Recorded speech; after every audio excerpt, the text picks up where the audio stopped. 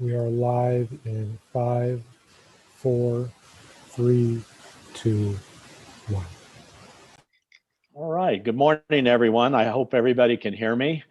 And we're welcome to the commission meeting for January 2021. I see my fellow commissioners on the screen. Are we all here? Can we do a little head count and make sure everybody can hear me? I see Commissioner Brown, Commissioner Cohen. Do we have Commissioner Fuchs and Commissioner Solis Rainey? Present. Yes, sir. I'm here. Thank you. All right, there you are. Thank you. All right. Madam Secretary and the court reporter, are they both on as well? I can see pictures. Yes, we are. All right, very, very good then. I guess we'll be ready to start. I'd ask Madam Secretary, has the agenda been posted according to the law? Yes, it has. Okay, then why don't we start with the first 10 o'clock item, and that would be the Pledge of Allegiance, Madam Secretary. I'd ask everyone to join in with me as I recite it. I pledge allegiance to the flag of the United States of America and to the republic for which it stands, one nation, under God, indivisible, with liberty and justice for all. All right, thank you. All right, Madam Secretary, let's go with the next item on our agenda. Next item on your agenda is public comments. This item is placed on the agenda to give the public an opportunity to comment on gaming related matters. We did receive one public comment via email. That item is from John Humbert. Good morning, everyone. My name is John Hubert and I live in Reno. I'm commenting today to support the agenda item to revisit and revise sports betting account signups. As we know, iGaming and online sports betting took 2020 by storm. Hedge funds, state legislatures, and marketing partners have pushed mobile sport books to new highs. Yet Nevada continues to lag behind in so many ways. A near monopoly by brick and mortar companies has created a hodgepodge of unintuitive apps, middling betting menus, and archaic sign-up procedures. It boggles my mind as I speak with friends across the country. They have had it incredibly easy to sign up with DraftKings, FanDuel, and even MGM. Yet Nevada, the undisputed cleanest and well-run gaming state, blocks these options, bank account deposits, and more. We're leaving money on the table, putting an absurd burden on recreational bettors. If tourists want to enjoy the thrill of the sportsbook on game day, that's awesome and can't be found anywhere in the country. But Nevada needs to be a leader for locals, encourage competition, welcome online-only sportsbooks, and bring in more revenue to our top flight gaming community. Thank you for your time, John Hubert. Right. That was our only public comment received this morning. All right, thank you, Madam Secretary. I'd like to take a moment on our public comment to recognize and remember two people from the gaming industry who have in fact passed away. I'd like to take this moment to remember, first of all, a true Nevadan, Sheldon Adelson. I remember him in my early lawyer days as Sheldon, and he passed away last week, and he will be sorely missed. He was a true visionary and a great man. He dedicated his life and generosity to many charitable causes as well. He's left his mark on all Nevadans and the gaming industry in particular and its people who he loved and respected. So I just wanted to mention Sheldon's name at this time. I also want to mention a good friend of mine, Mayor Ron Lurie. Mayor Lurie was a friend and a community leader. He led the city of Las Vegas in some of its early on days, years back, and he was always there to roll up his sleeves and help out those persons in need in our community. Ron always had a smile on his face, and he also always willingly extending a helping hand in friendship to all. We all will miss Ron and Sheldon. These are men who made a difference for all of us in our community, and they may be gone, but their memories will go on. And that's all I have at this point on that. So I don't have any other remarks to make at this time. I don't know if any of my fellow commissioners wish to add anything to that. If not, we can move on. Okay. All right, Madam Secretary, let's go to the next item. Next item on your agenda is the approval of the prior month's disposition pursuant to NRS 241.035. This item is the consideration of the approval of the Nevada Gaming Commission disposition for December 2020. All right, very good. Do we have a motion?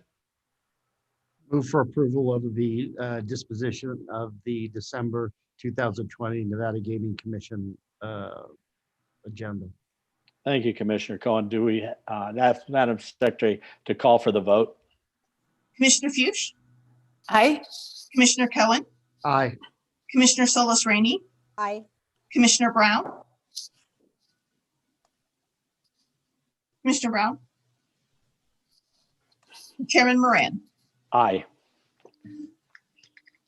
All right. Motion passes. Let's go to the next item. Next item is your consent agenda for non-restricted items. Your items on non-restricted consent this morning are items 7 and 8. For the record, item 4 was referred back to staff by the Gaming Control Board. Chairman Moran, I believe we have disclosures on these items.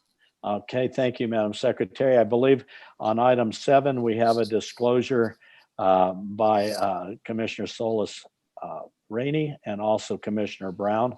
And also in item number 8, we have a disclosure by Commissioner Brown. So having said that, I'd ask if Commissioner Solis Rainey would like to make her disclosure at this time.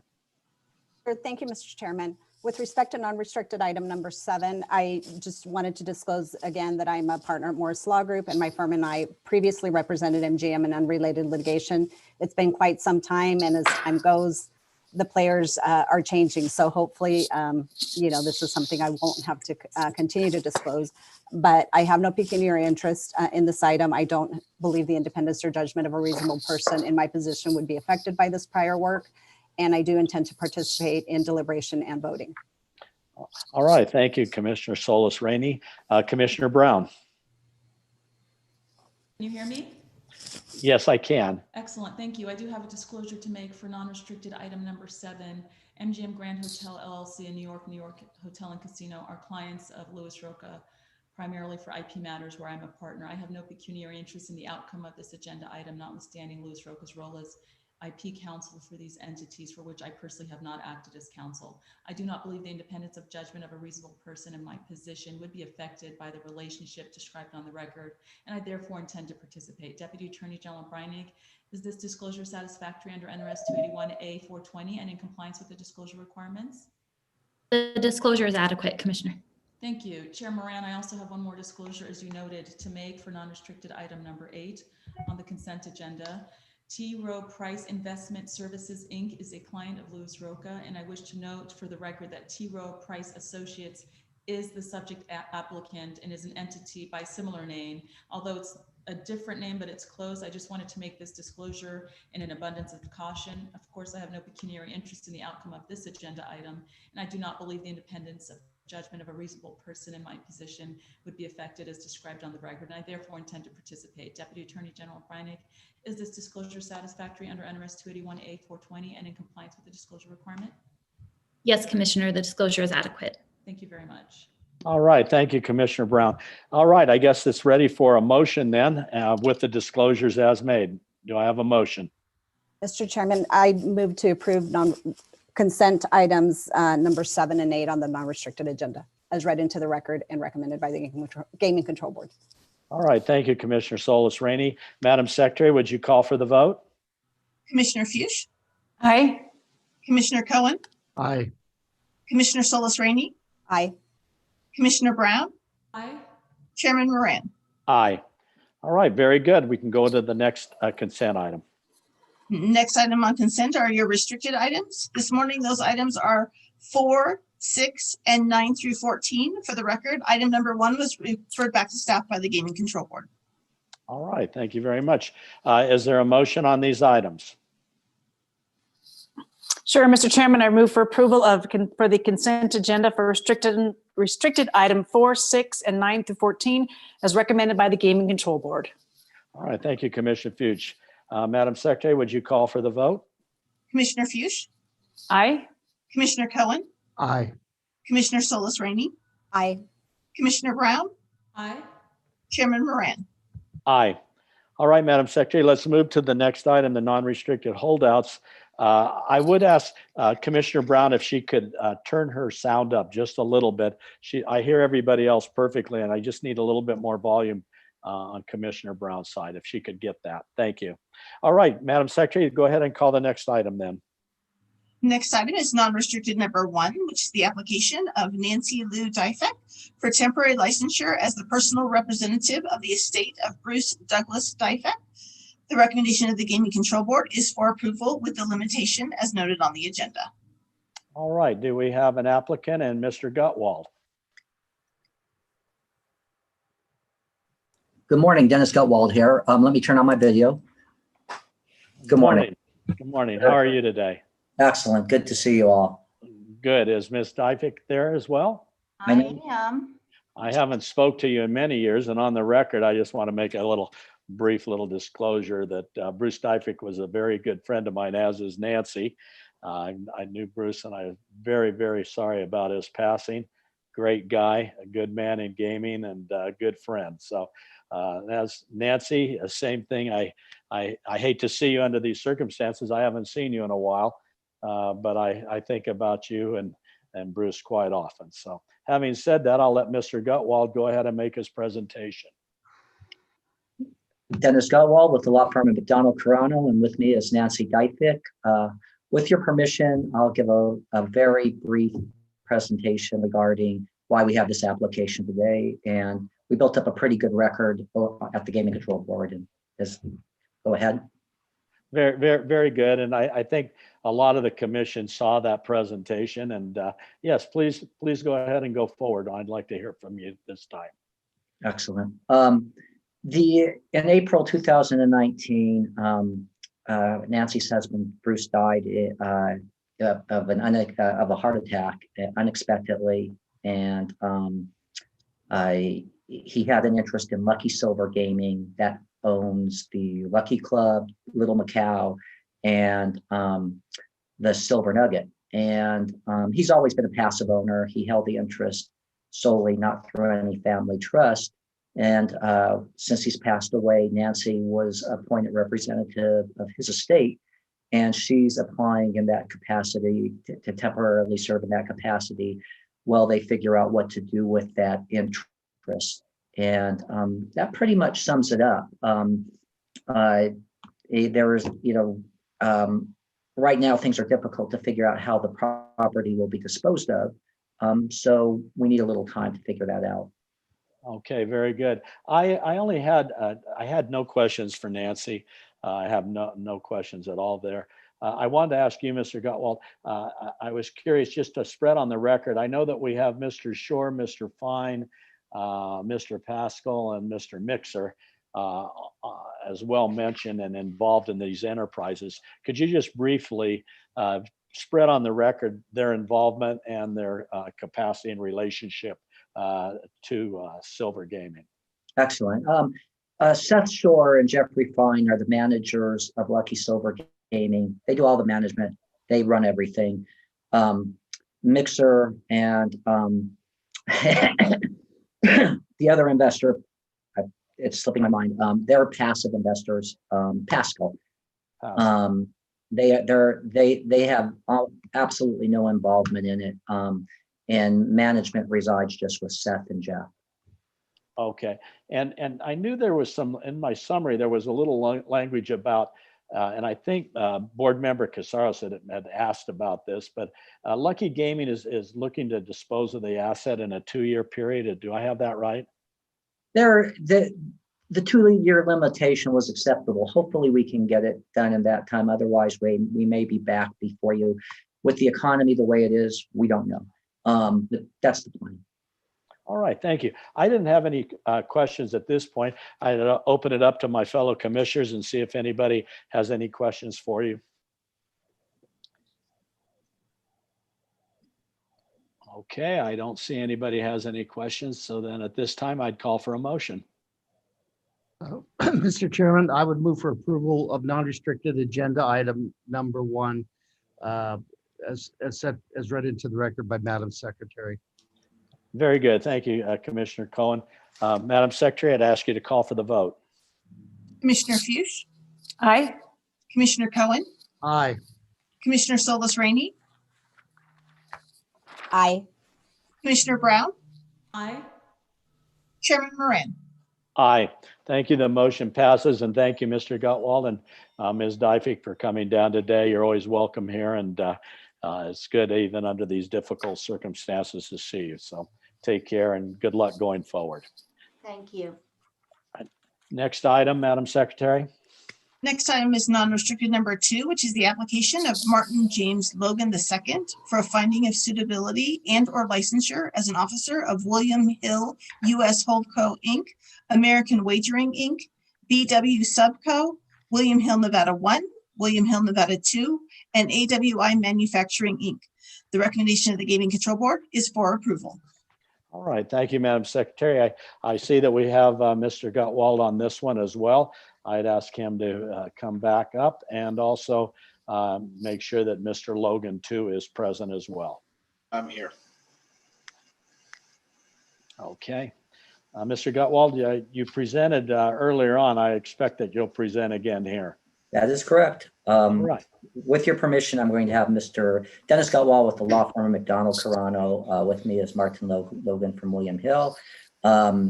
With your permission, I'm going to have Martin tell you a little bit about his background that's led him here today. Very good. That'd be fine. Thank you. Sure, I'm happy to do that. Before I begin, just so I can kind of modulate my story, or my synopsis of my career, how long should timing would you like me to take on this one? Any guidelines? Well, you have our attention. You've never been in front of us before, so you can use the time that you feel that you need, and we're here to listen. Like I said, most of us have seen this once before at the board this month. And so go ahead and tell us a little bit about, what you're about and where you're coming from and what you anticipate in doing. I know that from your previous, you had been earlier on out of school with Rocket Mortgage and did a little work there, which is a long ways away from gaming, I guess. But tell me a little bit about yourself and your undergraduate experience and your gaming experience and going forward. Yeah, for sure. So I started writing computer code when I was back in the 80s, in the late 80s, basically as a kid. And I continued that through high school. And then I went and majored in computer science in university. I got my first internship at a company called Vail Systems doing telecom programming, and that became my first job out of school as well. So really low level, low latency picture. A voice gets slow, then of course it sounds funny. So you've got to have systems that are incredibly fast, down to microsecond timing, full real time. And so I worked on those sort of systems. It was a great place to get started. I was introduced at that time to sort of an interesting branch of programming that I went on to give many talks about and wrote a book on, sort of a mathematically derived programming style called functional programming. And so that's sort of a whole other offshoot of my career that I won't spend too much time on, but it was very interesting, given many talks, ran conferences, ran a teaching conference for many years doing that, as well as wrote the book. Professionally, I moved from telecom into trading, so essentially commodities trading. And so my experience doing those soft real-time systems, as well as this experience in this new thing I became interested in around this mathematically derived programming system, was a really great combination for doing soft real-time distributed systems. So what I mean by that is you have a system that must be fast, right? Because if you're trading commodities and the price moves and you don't know about it because your chart is lagging, obviously the consequences can be significant for the trader or institution that's using those charts. The other part of it is it's distributed. So it requires the coordination of many, many machines in order to make that work. It's not just one machine. You're coding to have hundreds of computers talking to one another. And so that became my expertise in my early career. From then, I went on to a startup. I think as I explained to everybody on this one, I was really optimistic. I thought I was going to be rich and retired in my 20s, and it certainly did not go that way. Hence us speaking, today. So it was fun. I had a great time, learning, doing the startup. It was really amazing technology, just a bit ahead of its time, I would say. In that it's prevalent these days, but at the time, we didn't make it. So I went from there. After we closed up, I was the last employee in the U.S. to to leave that company. And I went on to Orbitz, which is now owned by Expedia. And I really built my management career at Orbitz. At Orbitz, I ran everything from, the complex back-end systems, the low-level stuff. I then moved up the chain. I became a manager of our white labeling department. I then took on search engine optimization and merchandising. So we had millions of landing pages that I owned that are, very customer facing. So that was a big step in my career, getting the directorship there. From there in 2009, I went on to build the first mobile apps. iPhone was brand new. I built the first online travel agency application for a major OTA, or online travel agency. So air, car, hotel. I beat Expedia, a competitor at the time, by a good 4 months. And then so after building mobile, we were hugely successful there, running SEO, running just about everything at Orbitz at one point or another. I moved on to Amazon. At Amazon, I ran essentially their public cloud storage. So, what we fundamentally did? We stored photos. So we were working on really unlimited photo storage. So it was a new thing at the time. You could put as many photos as you want. It was free if you own Prime or if you were a Prime member. So I did the unlimited photo storage, built all the apps for all of Amazon's front end technology. So the gallery for their TV, for their phone, for all the Kindle tablets, everything was. Tell me a little bit about your jump from non-gaming into gaming when you landed with William Hill. Yeah. I think the next one maybe helps a little bit with that. So after Amazon, I went to Guaranteed Rate to build the country. Basically, the mission there was build the country's first online mortgage. And the reason I bring it up and answer to your question is because it was a very highly regulated industry, as you might imagine, right? It was, we'd had the mortgage crisis in 2007, 2008, 2009. And so there were some really strong regulatory bodies created, most prominently the CFPB. So I really got, 5 years of experience working closely with regulators and just understanding that, working closely with auditors and understanding that, and just kind of understanding, it's different. There's some things you can't sort of, in other industries, you can experiment with almost everything. In something that's highly regulated, where you have tremendous consumer impact and confidence of consumers hanging in the balance, there are some things you have to just get right, and I think that was brought up in the last one. It's a different environment, right? And so I really cut my teeth there. And then moving into gaming, I think the things that really, there's a number of things that set me up. One, just sports, throughout my life. Two, it was the experience with, a highly regulated industry, working in finance twice, but most prominently at Guaranteed Rate. And then three, it was being able to, the big mission at William Hill was to get this platform out there, allow us to go and build a national platform. And in being first to market with those mobile apps, and also being first to market with a large scale online mortgage application. I actually beat Rocket Mortgage by 6 months. That experience also, I think really helped me come into William Hill and say, okay, you've got a highly regulated environment, you've got a brand new industry, and you've got to move really fast. How are you gonna, how do you make that happen? And I think that those are really the, and just the love of the space, right? The love of the space. So I think those things really came together to allow me to do what we've actually been successful in doing. It's been a great 2 years so far. And I think that sounds good. I know you have two big titles. You have Chief Products Manager and Chief Technology Officer. Right. So those are pretty big spaces. How are you fitting well into that? And what do you consider your responsibilities under those two titles? Yeah, a great question. So the reason I have both of them is because it comes down to having to move very quickly. And, there's sort of two schools of thought. Sometimes you can have product separate from technology, but when you want to innovate and move quickly, it helps to bring them together. As you get larger and more complicated, sometimes there can be impetus to split the two apart. But for our space, it was really important to bring them together so that we could move at the pace we wanted to move in high coordination.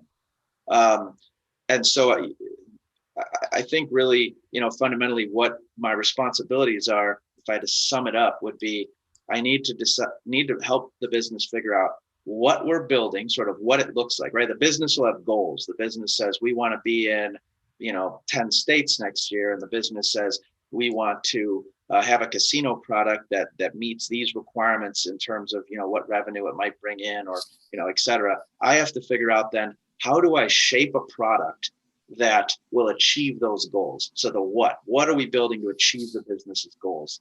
And then I have to decide, I have to really, the responsibility is mine to decide in what order do we build those things, right? So in building them, there are many different tasks that you have to undertake. I need to figure out how to order them so that we are being the most efficient with our time, the most compliant, the most, high quality, exciting for the engineers that are working on it so they don't quit, all of these different things you got to, sort of factor in. And then finally, it's the how, right? So that's where the technology experience really comes in. Oh. So you decide in what order, but then you've actually got to build it. And that's the how part of it. So it's really the what order and how. Very good. My last question, you brought up, you've been subject to other regulatory functions and systems and things of that nature. Tell me about how's your regulatory experience been in the state of Nevada with our regulators and our staff? Oh, I worked with Jeff, Mr. Zinn, and he was great. It's been good. I'll say it was a new process for me for sure. I'd never quite been through something this rigorous, and I think it's I was reading through one of the complaints from a company that we acquired, and just at the onset of the complaint, it really talks about the importance of the regulation and just how important it is to keep consumer confidence, to keep the environment for the people living near gambling operations to be, a really wholesome environment, and just, how important it is to be fully in compliance and what the regulatory system really does for the community. And so, I think it's really valuable, and it was new to me. It was tough, but I feel I've now sort of I've got an understanding of how to progress. I think I'll be through more of these, but this one was probably a great one to go through as a first time, and Jeff was really helpful through the whole process. Well, very good. I'm happy to hear that. We do have a great investigative staff, and we're very fortunate to have them. They do a good job for us to make us commissioner's job a lot easier. Having said that, I'm going to turn it over and see if any of my fellow commissioners have any questions. I appreciate your responses that you gave me to my inquiries. You have an interesting history and a bright future ahead of you. So having said that, I'm going to ask my fellow commissioners if anybody has questions for Mr. Logan at this time. Sure, I'll jump in there if you don't mind. Yes. I don't have the experience or background like our Chair Gibson has, so I'm not really going to get into the nitty gritty here with you, but you do have quite a set of responsibilities. And what's the size of your team that you're working with? Numbers in probably the 200 and something range, spread out over a few different locations, most prominently Nevada, second, New Jersey, and then we've got some international components as well. Is that the largest team you've managed within the other companies you worked with? No, at Guaranteed Rate, we're probably a little bit bigger. At Amazon, similar size. So it's been kind of a similar size for the last few jobs. Got it. Well, and as we all know, technology is king, and it sounds like William Hill has brought in someone with some great experience. So very impressive.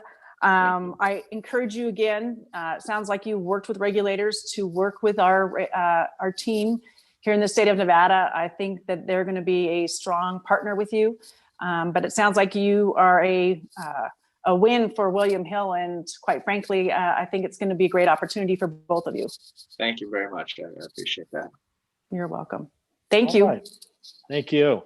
Any other commission questions or inquiries? Just one quick question, Mr. Commissioner Chair. Cohen, sure. Thank you, sir. Mr. Logan, as the merger winds through the regulatory process, do you see the merger as basically, seamless as far as you're concerned, will William Hill continue to operate basically, semi-autonomously with Mr. Asher and you at the helm of that division? I mean, Joe's not here, so this isn't brown nose, and I hope so. I've really enjoyed working with Joe. So, and he's been a fantastic leader. I've learned a ton from him, and I think most of the success of William Hill, a good chunk of it certainly goes to, can be laid at his feet. I believe that the intention of Caesars, they acquired us for the digital platform that we built, in large part. And I do believe that they want to, let us continue to run and continue to forge ahead and continue to build on the success that we've had. I couldn't state it, for certain though. We're still early and, quite early in the process. And, the communication between us and between Caesars is, it's not flowing as, fully freely just yet. And so I think, certainly at least I will learn more. Perhaps Joe would have more insight for you, but my understanding is that they want to generally let us continue to operate. Thank you. All right. Thank you, Commissioner Cohen. Any other commissioners? Not seeing any. I'd ask if we have a motion maker on this.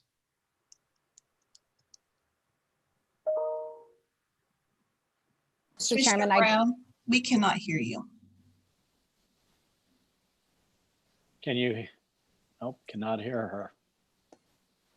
Mr. Chairman, I'm happy to make a motion if you'd Yes, like. Okay. That would be wonderful. Thank you, Commissioner Solis. No problem. I move for approval of non-restricted item number 2 as read into the record and recommended by the Gaming Control Board. Very good. Excellent motion. All right.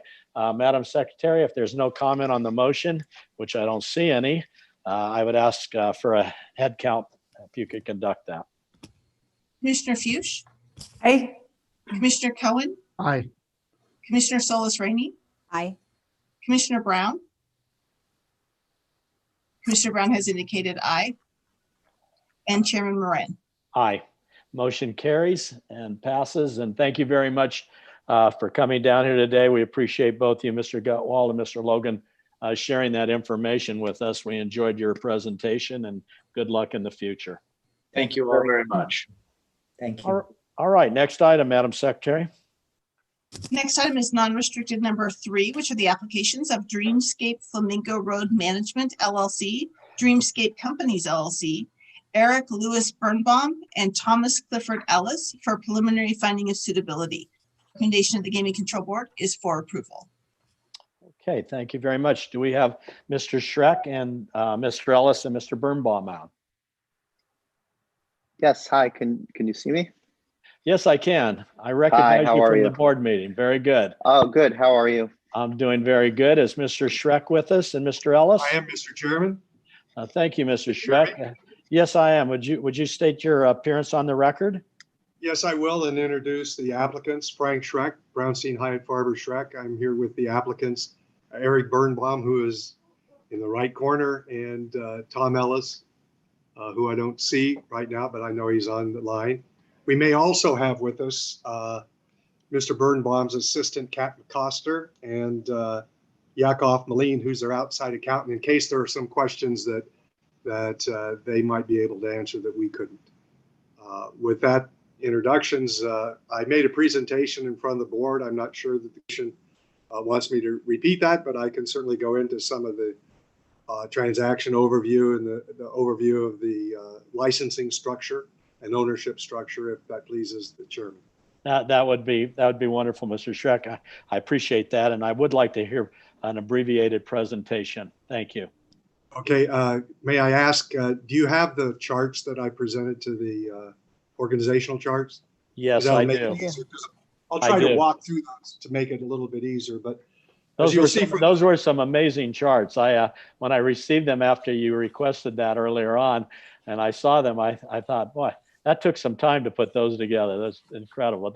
Very helpful. Yeah, thank you. It took me a while to do the coloring too. Yes, it did. I know it stayed did. Between the lines, I remembered from my old third grade days. Very good. The transaction itself on December 15th or December 5th, 2019, Rio Properties LLC, which is a subsidiary of Caesars Entertainment Corporation, completed the sale of certain assets of the Rio All Suites Hotel and Casino to IC 3700 Flamingo Road LLC, which is the landlord, and I'll continue to refer to 3700 Flamingo as the landlord. This was done pursuant to a purchase and sale agreement that was dated September 20th, 2019. In accordance with that purchase agreement, Rio Properties and the landlord entered to a lease agreement pursuant to which Rio Properties would lease and continue to operate the property for an initial term of 2 years at an annual rent of approximately $45 million, consistent with the terms of that lease. Initially, the landlord had a one-time renewal option to extend the lease for an additional year for a maximum fee of $7 million. But in light of the COVID disruption of businesses, the parties have agreed to amend the lease to extend the initial term an additional year to December 5, 2020 on similar terms. The source of funds and purchase price, closing costs, reserves, and pre-development reserves, as well as the uses of those funds, have been detailed in an Exhibit A, which was attached to the application, and I presume the commission has a copy of that. Yes. I'll refer to the first page of the charts, which is the ownership structure. The landlord, as you'll see at the bottom, is IC 3700 Flamingo Road LLC. It's owned indirectly through two wholly owned intermediary companies by Ranger JV Company LLC. Ranger JV has two JV participants. One of them is to the left, JV Ranger Investor LLC, which has a 62.999% interest, and AHLEP Investment LV LLC, which has a 37.01% interest.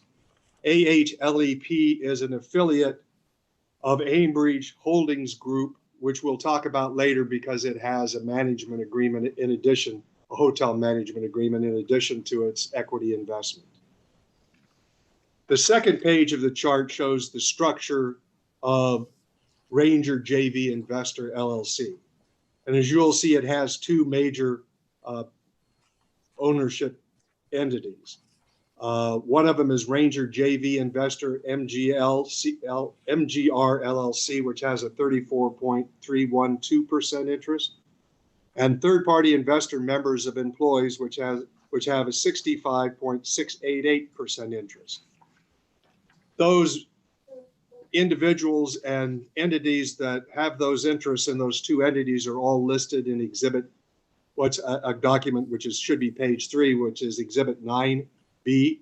It lists all the individuals and the entities that have ownership interests in those two owners of the JV. The fourth is a structure chart of Ambridge, which you'll see at the top is Ambridge Group Holdings. And over on the left-hand side, you'll see in the far left box is the entity that will be leasing, which has the management agreement, the hotel management agreement with the landlord. The licensing structure, the operation structure is the last page. You'll see the landlord at the bottom leases the property to the operations to Dreamscape Flamingo Road Management LLC, which will have a lease agreement and will be the proposed licensee at that location and will operate everything except for those the hotel and those things that will be operated by the Ambridge affiliate. Dreamscape Management, I'll call it, is this Dreamscape Companies above it is the sole manager and member of Dreamscape Management. Dreamscape Management's sole member is Dreamscape. Its president and treasurer is Eric Birnbaum, and its treasurer, its vice president secretary is Tom Ellis, and those are the reasons the two are being have filed preliminary finding of suitability applications to hold those positions, and Mr. Birnbaum to hold the interest that he has in Dreamscape Companies. As I mentioned, there is a lease between the landlord and Dreamscape Management for the operations. There's also a hotel management agreement with Evolution Hospitality, which is part of Ambridge, to operate the hotel and related facilities. That's basically the operation and licensing structure. We're prepared to answer any questions that the commissioners may have. All right, thank you. I just initially, just a point of clarity on the extension of the lease that was originally for 1 year, and I guess in your presentation you indicated that was bargained for $7 million. What is the date that it was now because of the COVID extended to? It's extended to December, I think it's 15th, 2023. 23. Okay, I didn't catch the year. Okay, I'm going to, at this point, turn it over to the commission, ask my fellow commissioners, if they have some questions, which I'm sure they will. I believe I'll start with Commissioner Fuchs. Perfect. Good morning, gentlemen, and thank you for joining us. It's an interesting, you're an interesting applicant, and I know this is just a preliminary finding of suitability, but I just want to talk a little bit about the genesis of this project, of this venture of yours. You talked about, Mr. Ellis especially talked about looking into different industries and researching where you want to move next. And it seems to me like your experience is pretty centralized in revenue generating real estate, mostly East Coast. Is that correct? Actually, can you hear me okay? I can, thank you. Okay, yeah. So as far as our business is concerned, I mean, I think it's, I guess, evolved, I guess is like the best way to sort of say it.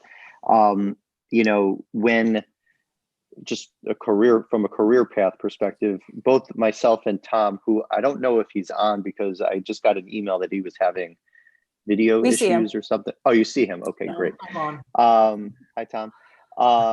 Hey.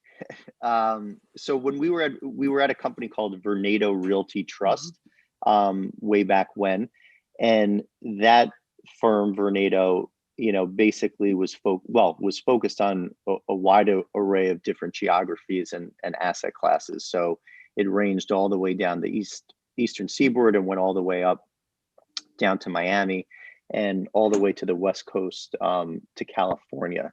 While we were at Vernado, we actually looked occasionally at some assets in Las Vegas, but never ultimately, ever did anything. And then when I left, and then subsequently Tom left and later joined me when we went off on our own, really our business began, pretty simply in our backyard, which is New York. And then slowly over time, as is natural, expanded. And so we have done projects now in Miami. We have done projects in LA. We did a project, in fact, in Las Vegas, which was a non-gaming hotel asset in 2018. And then ultimately that led to this asset and this opportunity. And I think from our perspective, as I've said before, we're real estate guys, as we like to say, but real estate, exists and lives everywhere. So, we are real estate guys, but ultimately, opportunistic.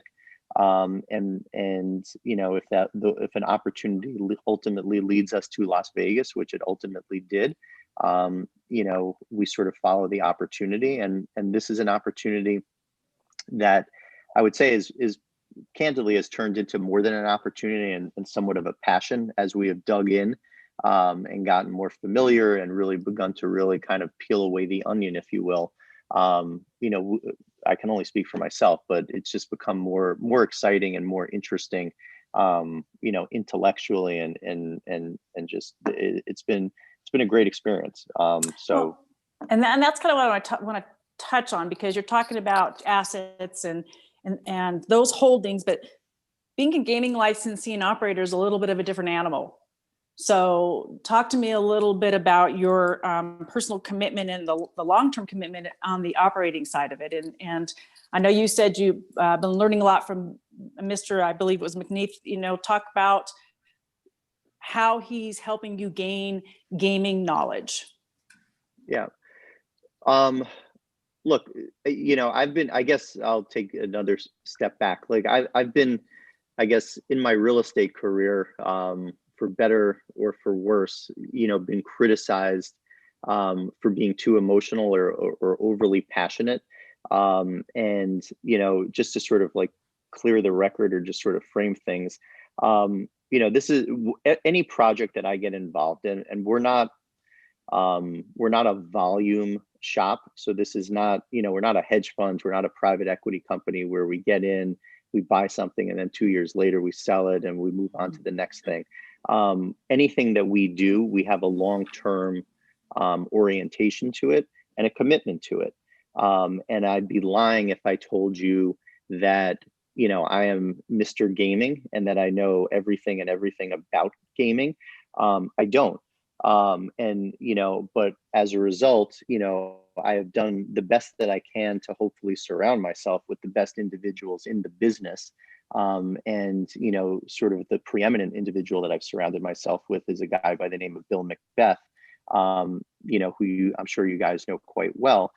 And look, my job is to listen and to be educated. And I don't know everything, and there's no way that I can know more than a guy like Bill Macbeth, who has been doing this for 25, 30 years. And for me to sit here and say that I do would be silly.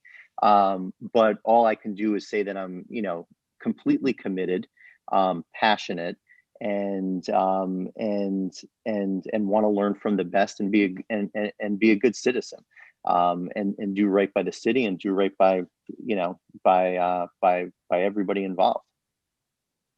And that's great. And I think it's always good to hear about in anticipation of new operators, and you have a year or so, 2, maybe 3, before you're going to be jumping in full throttle. So to me, I just wanted to kind of hear that. I wanted to hear, your past experience, what you've done, but also the long-term commitment and really diving into understanding the gaming industry as an operator. So I think that's very positive. The other thing, you've talked about this being preliminary kind of for financing purposes. Have you started talking to the markets? How's the, how are the opportunities right now? I know that COVID kind of put a little hitch in it, but I know there's access to funds. How are those discussions going, if you've started those yet? Yeah, I mean, look, it's sort of crazy if you think about, and just listening to Frank and sort of describe the history of this deal. We closed, I guess, December 5th, 2019. That seems like 10 years ago, but it was really, just a little over a year ago. And then subsequently, 3 months later, the world, sort of collapsed. And if I were sitting here March or April of 2020, and basically saying, okay, well, where's the world going to be, January 2021, and what are the prospects for us, like getting financing and moving this thing forward, amidst all this, I would have had a very pessimistic, and sort of, dour outlook.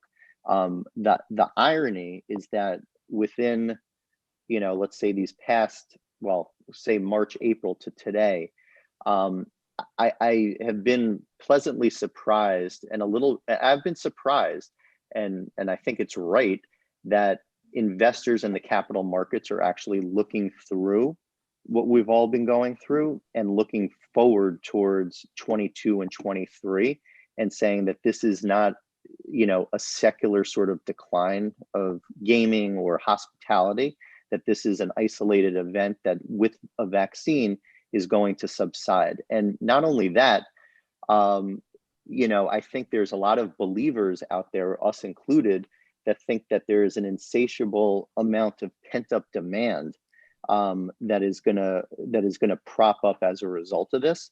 So to say that we're fully financed and ready to go, we're not ready. But we are sort of revving up the engine a little bit quicker, I think, than I would have anticipated. But I say that we remain cautiously optimistic that that people and the capital markets are going to believe and view this as really an interesting way to play what I think is going to be a pretty compelling recovery. And that's, I think, what we all look forward to. And I think, especially in our role as commissioners, we're all very optimistic that that's the case. So, as far as the preliminary finding of suitability, you and your partner, Mr. Ellis, both have clear backgrounds. I think it's an exciting opportunity. Like you said, that is a great asset. It's tired. I think, as you talked about in the board meeting, it needs some new focus and very customer driven and customer centric. So I guess I look forward to hopefully getting you through this process. And then when you come in for the final meeting, to really have almost a little dog and pony show about your plans and a little more of a formal presentation showing us exactly what you want to do, and then talk about the experience in your team when you do move forward. So as I said, today I think it's a good day for you. I think today's a good day for you. And I look forward to seeing you again, and hopefully 12 to 18 months. From your lips to whomever is listening, I'm all for it. Terrific. Thank you. Very good, Commissioner Fuchs. Thank you. Do any of my other commissioners have any follow-up questions? I don't see any. I had a couple of questions. Oh, there's Commissioner Brown. Yes. Commissioner Brown, did you have some questions? Are you able to hear me now? I can hear you louder, but I'm not. Yeah, a little bit. It's echoey. How about now? Yeah, yes. That's perfect. Excellent. Sorry, I'm working off of 2 laptops, and this is the one that works today, apparently. So thank you very much for being with us today, Mr. Ellis, Mr. Birnbaum. I do appreciate it. Can you just tell me briefly, when I was watching the presentation before the board, I know that there was a recent reopening at the end of December. Can you just give us a brief overview of how the reopening is going? I understand it's not every day of the week, it's just partially. Yeah, just in full disclosure, just as the way that our deal works and the structure in which it's in. So we entered into a sale leaseback with Caesars. So we bought it and then immediately entered into a lease arrangement where Caesars manages it and operates it. And we really do nothing other than just collect rent. So all I can, tell you is sort of the anecdotal information that we get, and, but we don't get this, they don't break out, and they're a public company, obviously, so they don't break out the individual asset and, and give that to the public. So I have to be careful with what I say. But, what I hopefully can say is that, look, from what we have been told and from what we witness is that when they are open, which are, Thursday through, let's say, Sundays, that on those days, the occupancy is fairly robust, and that people are actually coming through, and that there are willing patrons to come play games, to eat, and to experience the Rio. Now, just industry wide, and I don't think that this is specific to the Rio or to, this is just a function of where the world is today, is that rate is down. So they, so all the resorts are sacrificing rate for occupancy. So, I don't think that the rate at the Rio is going to blow anybody's socks off right now, just because of the world we're in. But what I think you're seeing is that, that there is a resiliency to the customer, and that they're willing to come, and that people are still coming out, and hopefully they're doing it in a safe way. Thank you very much. And thank you again for appearing before us today. We're very excited about this future endeavor for you. Oh, thank you. Look forward to seeing you again. Yes. Thank you. All right. Thank you, Commissioner Brown. Any other commissioners? Okay. I had a couple of follow-up questions. First of all, I know when you appeared in front of the board, you spoke about the concept of targeting your customers, and I like that idea. So I paid real close attention to your discussion about that. You were very, as you say, enthusiastic about getting involved in the process. And you mentioned that.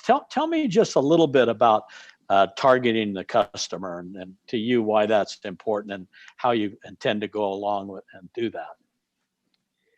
Yeah, look, I mean, I think, that in any business, I think is like is critical, especially when you're delivering a product to somebody, where you really step back and you say, who is my customer, and who is it that I'm trying to appeal to?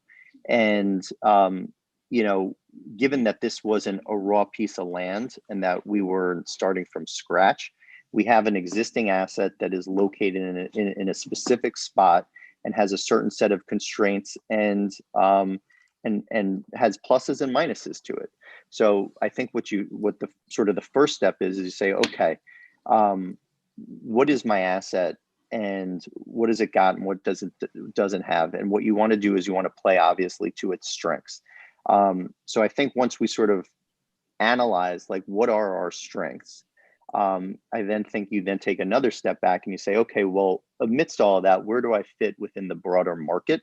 And, what is the competitive landscape? And from, our perspective, given where this asset is located and given its pluses and its minuses, it quickly became fairly obvious to us that we were not going to go compete against the Wynn.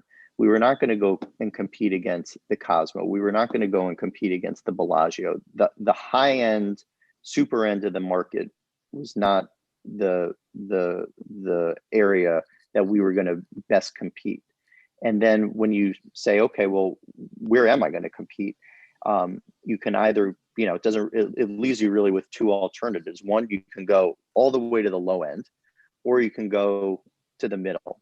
And, where we see this asset is we see this as sort of like more in the middle. And once you become okay with that, and once you appreciate that, you say, well, how can I best position this asset and give that customer the best experience possible? And, for us, we sort of use the word or the phrase approachable luxury, which is, I think, the perfect word for how we look at this asset and how and who we think our customer is. And that customer wants a good experience and wants to get the finer things, but they also want to ultimately feel like that they got good value. But importantly, this is not a cheap product, and this is not something where we're going down market and being and not being excited by it. Like, you can still give a great product and a great experience at the right price, and that is who we think our customer is, and that is how we think that the sort of what we say is the reimagined Rio will strive to do. All right, very good. And you mentioned Mr. Macbeth, and he's one of my all-time favorites, legendary here in the, in the community and in Nevada. So I'm pleased that you're smart to have somebody like him as I guess, your mentor and helping you along. Wouldn't you say that relationship would include a mentoring? I take notes every time we talk, so 100%. Yeah, very good. Well, you picked a really good one with him. Lastly, just more of a comment than a question. I've been watching you go through this preliminary approval since you started it. I'm really glad for Nevada that you came here with your expertise in real estate. When somebody who's as successful in real estate as you are picks a spot here in Nevada, that says volumes about Nevada, its economy, and the gaming opportunities that exist currently here in Nevada. And that makes me feel real comfortable and real secure, knowing that you want to put your dollars that you earned in other parts of the country to work here and the opportunities that Nevada offers. So that pleased me a lot. Having said that, I don't have any other questions for you. Commissioner Fuchs asked a lot of the questions I want. Yes, Commissioner Fuchs? Sure. I was hoping we hear a little bit from Mr. Ellis also. I know he is deeply involved in this, and as another one of our applicants, if you don't mind, Mr. Ellis, kind of picking up and Good joining point. Mr. Birnbaum on this venture. Right. I would like to, and I see him on the screen. Good morning, Mr. Ellis. I'd like to hear from you as a follow-up to this and in regards to what Commissioner Fuchs mentioned. Sure. Thank you, Chairman, and thank you, Commissioners. Definitely honored to be here and to have come this far in the process, and acknowledge we have, a bit further to go, and we're excited to arrange our financing and get back in front of you in, the next 12 to 18 months. I won't echo everything that Eric said. He's completely spot on. I think we have been talking to all the right partners, and it's just been a real pleasure, coming into the Nevada community and, working with the architects and the land use folks and all the consultants and the, local Nevada business people that we have, been talking to in terms of finding new tenants and new partners to make the Rio what we believe it can be, which is a really special asset that delivers a great value proposition to the guest. Okay, very good. One thing I would caution you about pronouncing it Nevada, because that gives you up immediately as not a resident here. You want to say Nevada, but in any event, that's a little thing. I watch the world news, and I know the people that are from here and the ones that aren't, and Nevada. But in any event, I noticed in your background. I'm glad that Commissioner Fuchs reminded me that you were on the video as well. Tell me a little bit briefly about your background with Bank of America. Yeah, so I worked for Bank of America when it, before it got merged into Merrill Lynch, when it was Bank of America Securities, and I worked in North Carolina, and I was on the real estate investment banking, side of the house. And we, predominantly did bond issuances and preferred equity. We started to get into, more the equity issuances and some of the M&A. So, I had a great time with, the folks in North Carolina. They also had a branch in San Francisco, which they had bought Montgomery Securities a few years before I joined in 2003. So that was, a great foundational experience for me to get into, finance and be introduced into real estate. Very good. Did you work with anybody at Bank of America here in Nevada, Las Vegas, back in those days? I was curious. We had a separate gaming group. It was under the same umbrella, but I was more in the kind of vanilla office and industrial real estate group. So, I worked with, Doug Neal and Tom Sidema and, Weston Andrus, who were, more in the apartment and office. I'm absolutely sure I met the folks in the gaming group, but I can't say I worked closely with them. All right. Well, thank you. I didn't have any other questions. I'll ask my fellow commissioners if they have any questions for Mr. Ellis. Not seeing any. Quick question. Brown. Yes. Can you hear me? Brown. Yes. Yep. Excellent. I'm happy to hear that. Thank you so much, Mr. Ellis, for appearing before us today. I'm very interested in the dichotomy of the delegation of work and how you and Mr. Birnbaum work together in terms of how you're working at this moment and how you intend to pivot later when you come before us again. Tom does all the work. Eric makes all the decisions. I do all the work. No. But, in all seriousness, my background is very, numbers and intensive. And, I certainly can't say I'm, as a, advanced in technology as the prior applicant who, seems to be a wonderkind. But, I've been, doing financial modeling, both accounting and, operations wise for my entire career. So, what my kind of day-to-day now, we do receive, monthly and quarterly reporting from Caesars that has performance metrics, and we review it and we use that information to help hone our business plan. And, I work with a team and we present, our, data and analysis to Eric and our advisors. And we use that to, kind of hone and craft our business plan. As Eric, mentions, we're really focused on figuring out who our customer is and how best to target that and how best to deliver a value proposition to them. and, in terms of the operations, how to, deal with our employees and making sure they're having a great experience and they're, empowered to deliver the best experience to our guests. So it's really, how the sausage gets made. That's, my job. One quick question, Mr. Chair. Yes, Mr. Cohen. In your negotiations with Caesars, once the transition occurs, assuming you're licensed to take over operations, do you have any access to their rewards customer base, or are you going to be starting from scratch? Yeah. So the way we, oh, sorry, you want to? Sure. We have all their historical data for the past 3 years, and then we have all their data currently up until, the time of the lease expiration. And then at that point, then it's a bifurcation. So Eric, did I explain that right?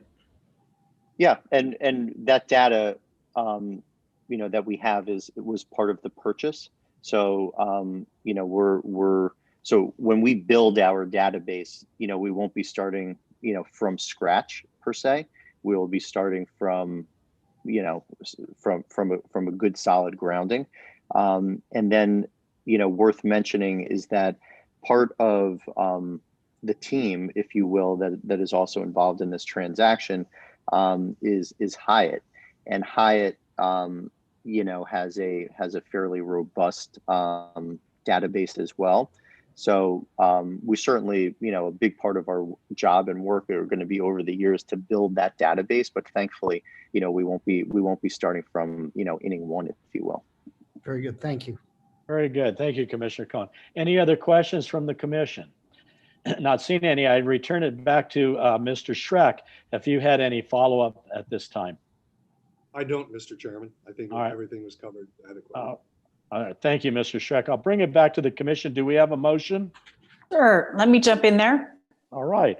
Commissioner Fuchs. Gentlemen, again, thank you for being here today. And I really look forward, like I said, to you coming back to us and seeing what you're going to do with the property from both a physical aspect and the financial. Mr. Ellis talked about the finances from just to see your projections and to see you hit the ground running. I think it's a very good opportunity. It is a good asset, but it's also a good operation. It will be a great operation. Let's put it that way. So with that said, I certainly move for approval of non-restricted item number 3 as recommended by the Gaming Control Board. Thank you, Commissioner Fuchs. We have a motion. Any discussion on the motion before we call for the vote? I don't see any. All right, Madam Secretary, would you call for the vote? Commissioner Fuchs? Aye. Commissioner Cohen? Aye. Commissioner Solis Rainey? Aye. Commissioner Brown? Aye. Chairman Moran? Aye. All right. Thank you, Madam Secretary. The motion passes. Mr. Schreck, thank you. I appreciate you and your clients coming here today. I'd like to have a special shout out to Elisa Thompson, who is the senior agent on this case. She started with Mr. Ellis's investigation and then inherited Mr. Birnbaum's in the middle, which is, as you can see from your report, is a very complicated financial. She maintained the schedule that they said that they were going to do, even in spite of all the COVID problems that investigators and applicants have. And I just think she did a wonderful job under pretty tough time constraints. Very good. Thank you, Mr. Schreck. With your background, that shout out to the staff is much appreciated. You've been down the road many times, and I appreciate you saying that on the record. So thank you and good luck to you all. And thank you very much for your time. Have a good 2021. All right. You thank too. You. All right. Thank you. Thank you. All right, Madam Secretary, next item. Next item is non-restricted number 5, which is the application of Jody Fonfa for temporary licensure as an executor of the estate of Andrew Scott Fonfa. The recommendation of the Gaming Control Board is for approval with the limitation as noted on the agenda. All right, thank you, Madam Secretary. Do we have an applicant and an attorney?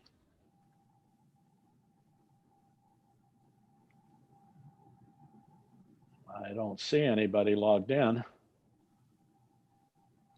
Mr. Chair, they're on there. They're just on mute. Oh, are they? Okay. Yes. Maybe they can unmute so we can hear them.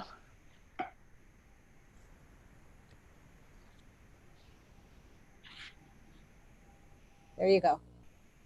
Hello, can you hear us? Thank you. There we go.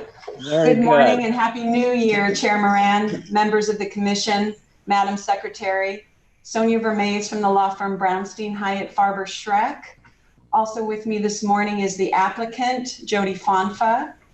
This is an application pursuant to Nevada Gaming Commission Regulation 9.0203 for approval of Ms. Fonfa as the executor of her husband's estate, Andrew Fonfa.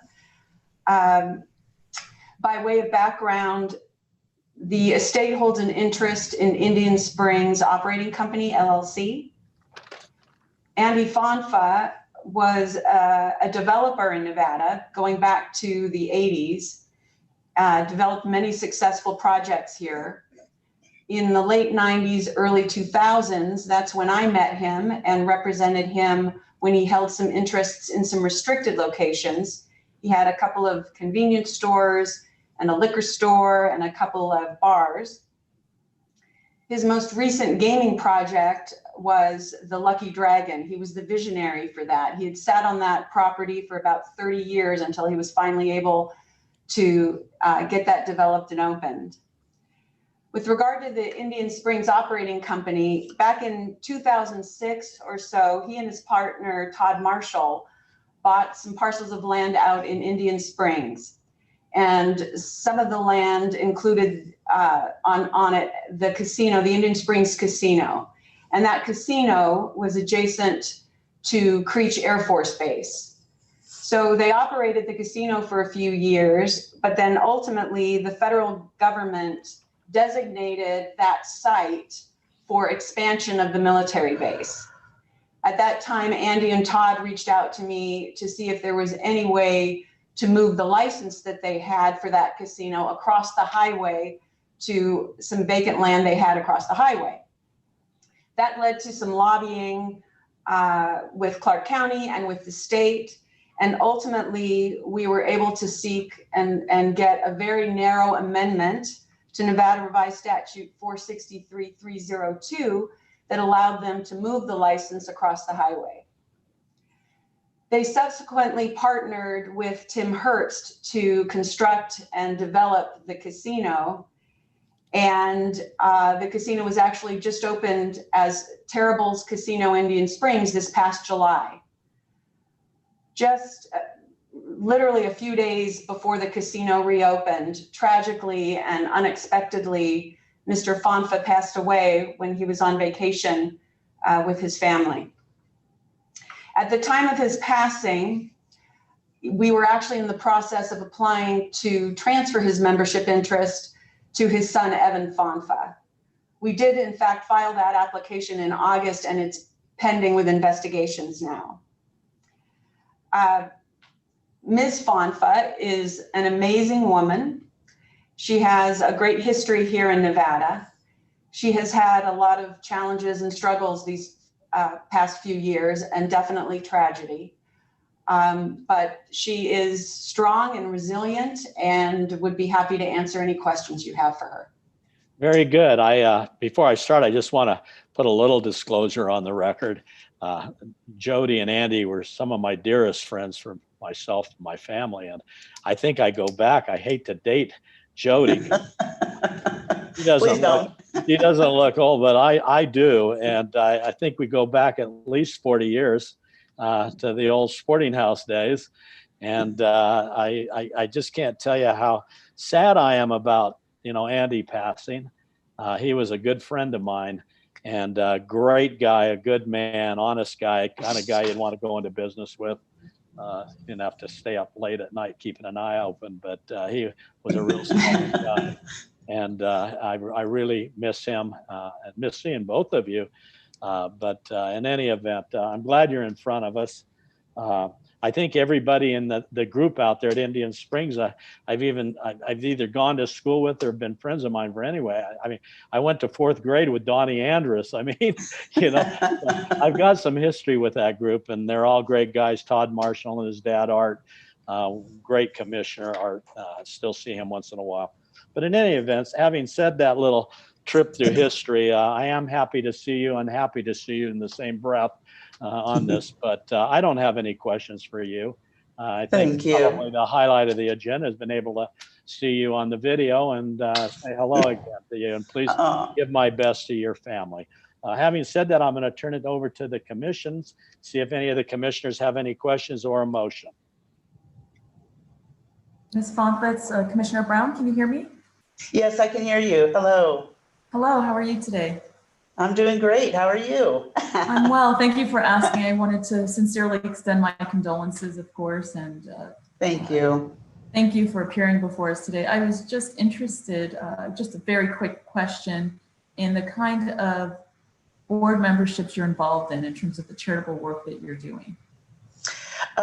Currently, I'm on the board of the Debbie Allen Dance Academy in Los Angeles. Debbie Allen, you know, extraordinary choreographer, director, actress, has been a dear friend of mine for many years. I've been on that board probably about 15 years.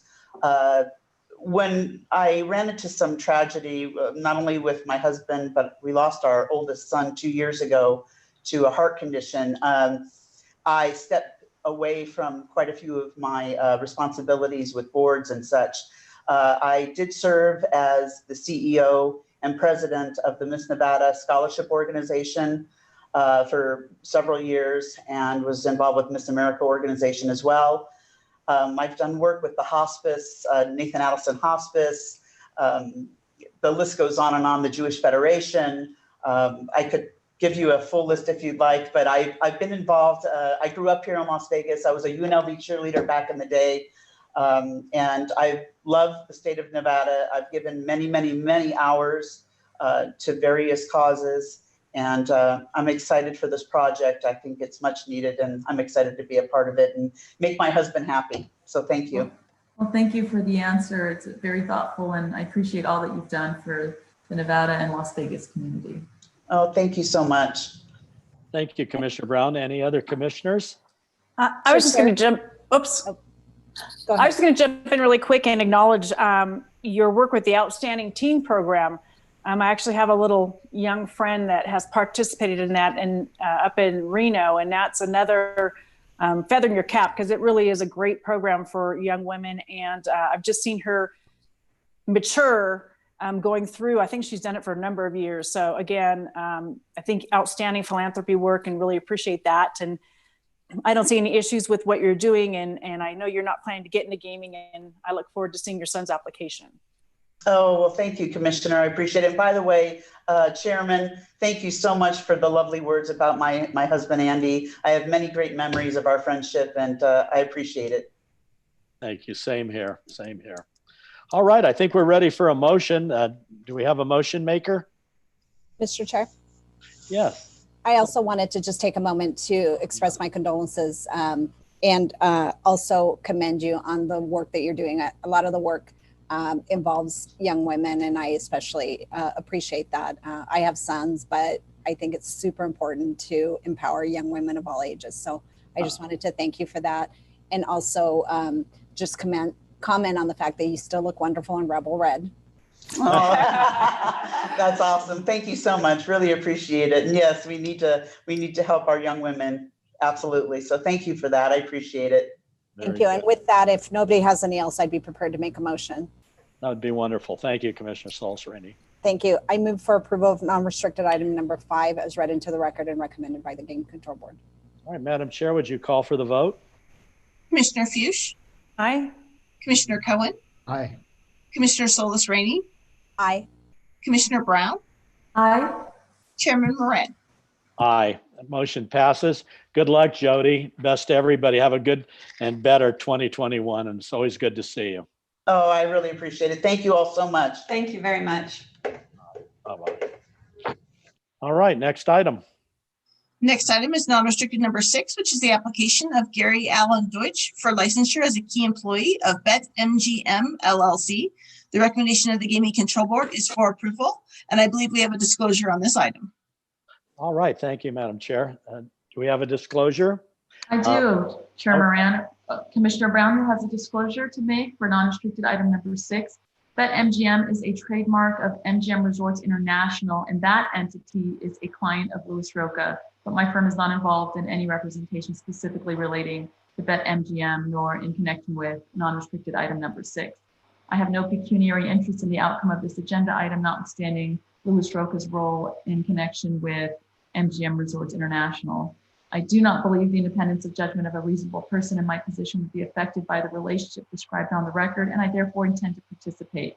Deputy Attorney General Breinig, is that disclosure satisfactory under NRS 281A 420 and in compliance with the disclosure requirements? Yes, it is, Commissioner. Thank you very much. Thank you, Commissioner Brown. I believe Commissioner Solis Rainey has a disclosure. I do, Mr. Chairman, thank you. I'd just like to disclose that my firm and I have represented the parent company MGM in unrelated litigation a number of years back. It's, obviously had nothing to do with this particular subsidiary, and I have no pecuniary interest in this item, and I do not believe the independence or judgment of a reasonable person in my position would be affected by the prior representation. I do intend to participate and vote on these matters. All right. Thank you, Commissioner Solis Rainey. All right. I know Mr. Scheer is on. Would you like to state your representation and the appearance of your clients, Mr. Scheer, and begin with your presentation? Be happy to, Chair Moran, Commissioners, Madam Secretary. For the record, Scott Scheer of Brownstein Hyatt Farber Schreck, appearing today on behalf of BetMGM LLC, and Gary Allen Deutsch as the applicant for licensure as a key executive. Mr. Deutsch is the Chief Financial Officer of BetMGM. At the board, he gave a brief overview of his background, and I would ask him to do the same here for you as well, and then we'd be happy to answer any questions. All right. Thank you, Mr. Scheer. Good morning, Mr. Deutsch, and welcome. You've never been licensed before, I see, and we welcome you to appear in front of the commission. We'd like to hear from you a little bit about your history. Thanks, great. Nice to be here. I'll give you a little bit more of a truncated version than I guess I gave the last time in front of the smaller group. But so I am from the West. I went to the University of Colorado at Boulder. Then following going to business school at the University of Pennsylvania, I ended up living on the East Coast. I've been in the New York area for about 25 years. More like, I guess, 22. For my career, I went into Disney finance right after business school. And then that led me into a series of jobs in sort of the tech and media world. So this is my first time entering the gaming space. For the last 12 to 13 years, I've been a CFO in venture-backed or private equity-backed growth companies in technology that have been based in the New York area or on the East Coast. And I have had sort of a broad definition of CFO in that I did some strategic work and M&A and different operational work within those roles. And, I've been in roles where typically the path has been to get to some sort of financial transaction or an exit, as is typical in a venture-backed world. And then I had been at a company called Live Intent for about 5 years. And we were not headed to that path, to be honest. And then as I started to listen to the world of what was out there, I got a call from a recruiter from acting on behalf of BetMGM. And it was really the first one in many years that I had heard of that really piqued my interest as a different sort of opportunity than one I've been in, which is, typically smaller and building the assets from scratch. Here, this was an opportunity to get into a company that had a great set of resources in terms of the brands and the technology assets of the two companies, and sort of dive into something that was very hit the ground running, yet that still had a startup culture. I like the fact that I'm a big sports fan and it played to my sports interest, certainly. I'm not a sports bettor. I've never really had done any betting. And, of the management team, myself and the head of HR are really the only two of the founding group of executives that didn't have any gaming industry experience. What I did bring to the mix was a lot of experience at working through the build out of plans for growing companies that have to be dynamic and do what I would call continuous forecasting and iterate as things change and understand how to project what kind of capital is going to be consumed and present results and KPIs to a board that's very interested in, how progress is progressing. So the one thing they didn't hire me for is, from my experience of navigating what I'm learning, I didn't even realize when I started, is a very complicated, set of regulatory environments because we span so many states.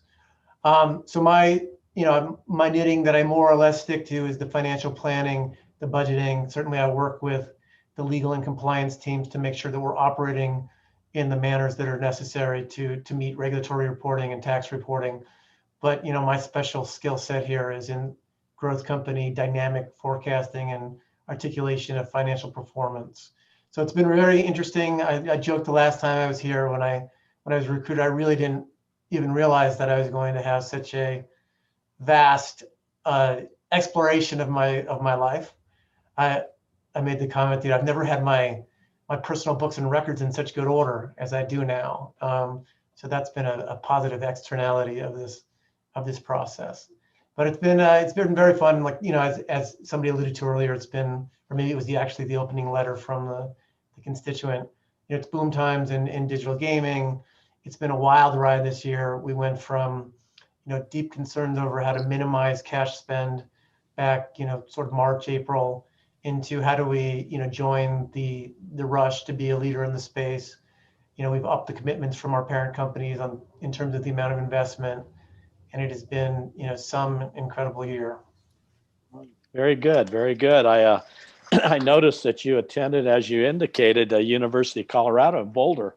Great Yes. school. Yeah, my daughter ended up being a doctor out of there, and I had a lot of time on Parents' Weekend, always going there and visiting her when she was there. Well, what's funny is that, and I think it's still true, but when I was there, CU Boulder had the highest percentage of out-of-state students of an in-state school in the country. It's a very popular place too. So you're gonna be like, "Oh, isn't it great for skiing?" I'm like, "I don't know, it was the best state school in the state I grew up in, and it was good." But it commands a lot of like romanticism around what it must be like to be in Boulder. Yeah, it was pretty amazing. I was going to ask you, how often do you work with the director, Jeff Stonebeck? I mean, Stonebeck, I hope I'm pronouncing it correctly. Do you work with him quite closely? Well, so it's funny. I was just actually getting an update from him just about futures liability from settling of the NFL conference games this weekend. That obviously plays into our financial planning. So, he's what we call the super trader. He's the agent on behalf of final decision making. So he also has a viewpoint on some VIP play. I mean, my main interaction with Jeff is just around, as I'm pacing around my kitchen on Sunday saying, what's the liability if this or this happens? Okay. All right. I was also curious about, I had in my backup that you have like 9 Nevada locations, and you're also in Colorado and Indiana, New Jersey, Virginia, Tennessee. How do you get around to those locations in your capacity as a financial officer, or how do you internet with those and get that information from those locations that allows you to do your job? So there's the retail and there's the digital. So in Colorado, in Indiana, in Pennsylvania, we're only digital. So our retail presence is in the MGM locations right now, which is Nevada, Mississippi, New Jersey, and we're about to launch in Michigan tomorrow. And then we've got some small partnerships in some other states. But, I had been doing a great amount of travel. Certainly we're right here by New Jersey. So down, in New Jersey, and then to Nevada a lot. I had not yet been to Mississippi, but the actual digital business is run centrally for the most part. The retail business, certainly we have feet on the ground that are managing the locations, but from a financial standpoint, we're rolling up budgets into the central budgeting effort that I'm running. We see from our systems the daily outcome of the results. So I do like to be on the ground, and also with our partner in Entain, I've been to London, a few times just to be familiar with their technology, their processes, and the resources that I interact with on that side from a finance management standpoint. Very good. And again, I don't have any questions. I didn't see anything at all, but just positive glow coming from your summary. Everything there is perfect, but we had never been in front of us, so we felt compelled to have you at least come in and meet you in person. And I wish we could have done it at a public meeting, but we're still confined to would have been another chance to come down to Vegas. And this would be a great weekend to be in Vegas. Sunday is the best, NFL Sunday of the year, really, because of the 2 big games. Yeah, well, good luck going forward. I don't have any questions. Again, I'm going to refer to my fellow colleagues and see if anybody has any questions and/or a motion for you. Sure. I'll jump right in there. I will say you're very impressive and clean background, so I have no really questions on that. My question is more about your partnership with Entain. we know MGM, we know GVC/Entain. The two have now come together not too long ago. And, there's a lot happening right now, but how's that partnership going as far as BetMGM? I mean, it's going really well.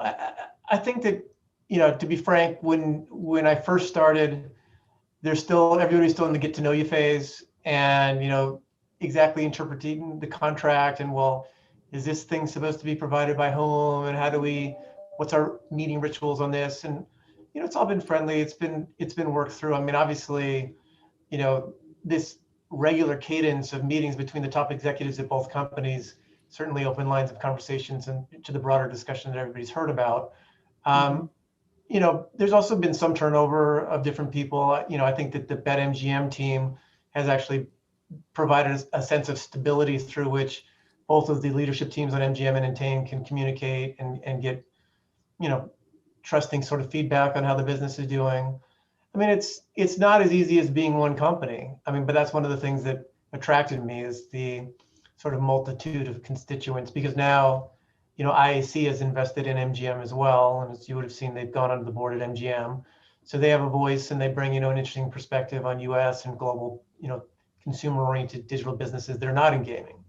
So there's lots of interesting, high-powered people with, opinions. But what's funny is that they very much have been, deferring to the team that we built here, which has been very strong. And if I can toot our own horn for a second, we just received acknowledgement from Glassdoor that of something like 300,000 businesses in the US that are of size 99 to 1,000 employees, we ranked number 20th in terms of employee satisfaction this past year. So, that's obviously been, feather in our cap, just both in terms of we feel good about it, but it also shows the parent organizations that this business, which is a key priority to them, is in good hands. And I will say, back when this partnership was formed, I said at that time, I think that we really will probably be leaning on MGM as being kind of the lead role in this partnership, because you do have that depth and breadth of experience, where GVC was a little bit on a different range there. So I'm glad things are working out. I think having you there is going to be a big plus for the company. And I certainly have no problems with this, but like I said, I was just a little interested to hear how the partnership is going. So it sounds like things are moving forward, and we'll all watch the news. So yeah, see how things keep going. Well, thank you for your time. Sure, thank you. Our names are sure spelled closely too. It's Yep. Mine's UE, yours is EU. Yep. All right. Any other commissioners have any questions? Yeah, Mr. Chairman. Mr. Deutsch, it's been recently reported that the negotiations between BetMGM and Entain to take out them as your partner have failed for whatever reason. Is that causing any internal strain, or are you confident in the terms and conditions of your agreements that it won't be an issue going forward? I mean, it's very much business as usual. The parents operate in their own world, and we weren't party to any sort of negotiation that was involved in what they were doing. So there's only been a very, very short window from when it became announced to when it went away, under which nothing changed in how we operate. So it's very much just business as usual. Everybody's been friendly, and like, I can't speak for what's sort of above my level. I haven't, been privy to some of those discussions, but from my perch, nothing's changed yet. Very good. And I just have one question, and this may be for your attorney. In our write-up, it said that, it was our understanding that Scott Butera had resigned his position about 6-8 months ago. Is he still affiliated with the company in any manner that you're aware of? No, he's not.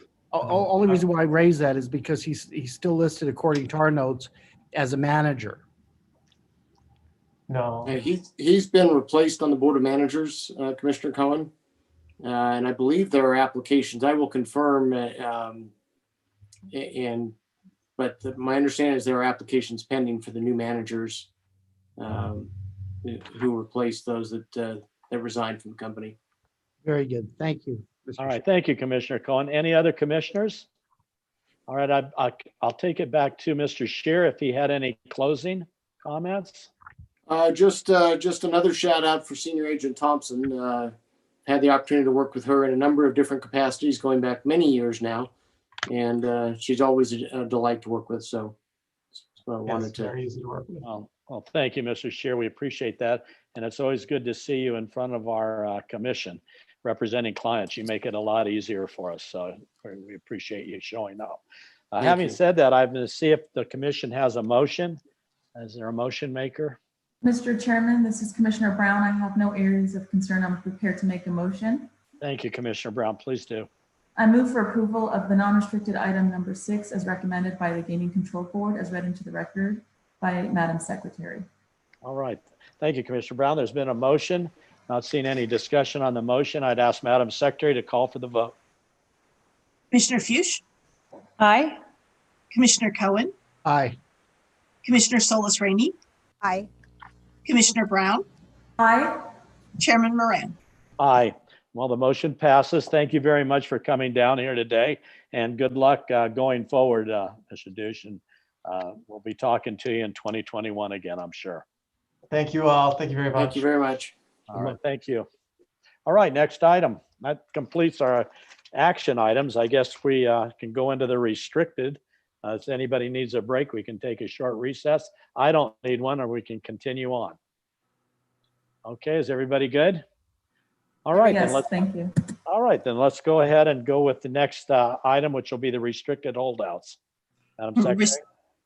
Restricted number 2 is the application of Joe's Place 1 LLC doing business as Joe's Place for a restricted gaming license, and the applications of Joseph Slyman Sr. and Marcia Slyman for licensure as a member and manager.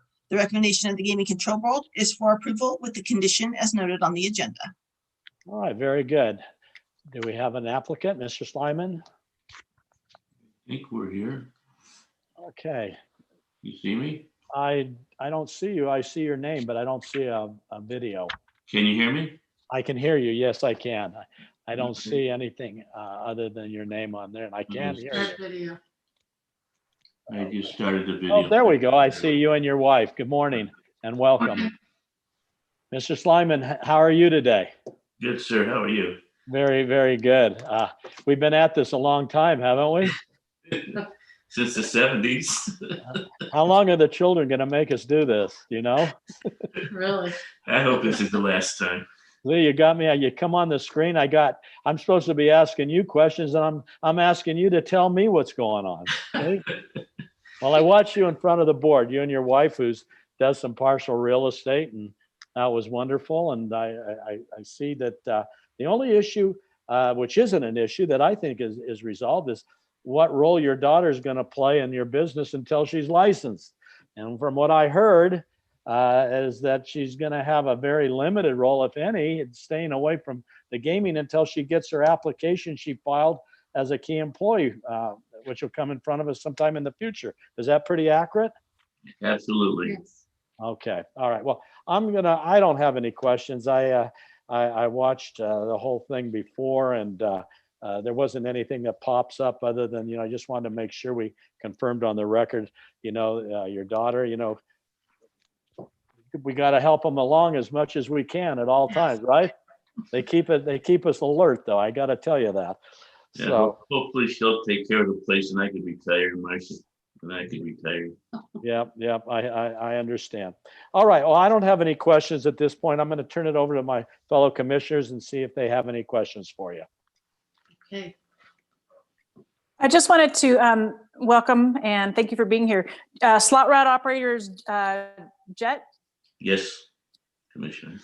Great. And you have a contract with them. And then I just was going to say your location sounds like it's in a pretty nice spot there with the dealerships across the street and the apartments. It looks like should be a pretty busy place for you.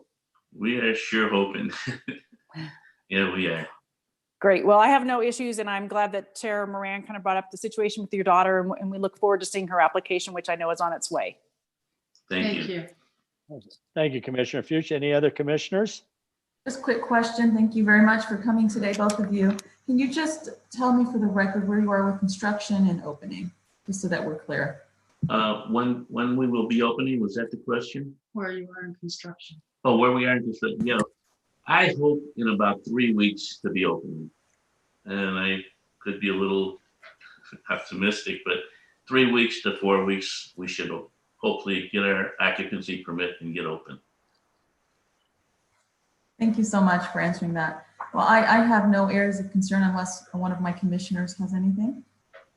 I just have a clarification.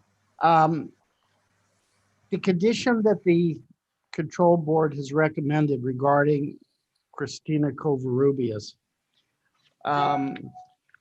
Now, and then coupled with Chairman Moran's statement and Mr. Slyman's statement that she'll have nothing to do with the gaming operations, is it the intent of the condition that she'll be able to participate in back-end operations, or is she going to be excised from this applicant pending the process?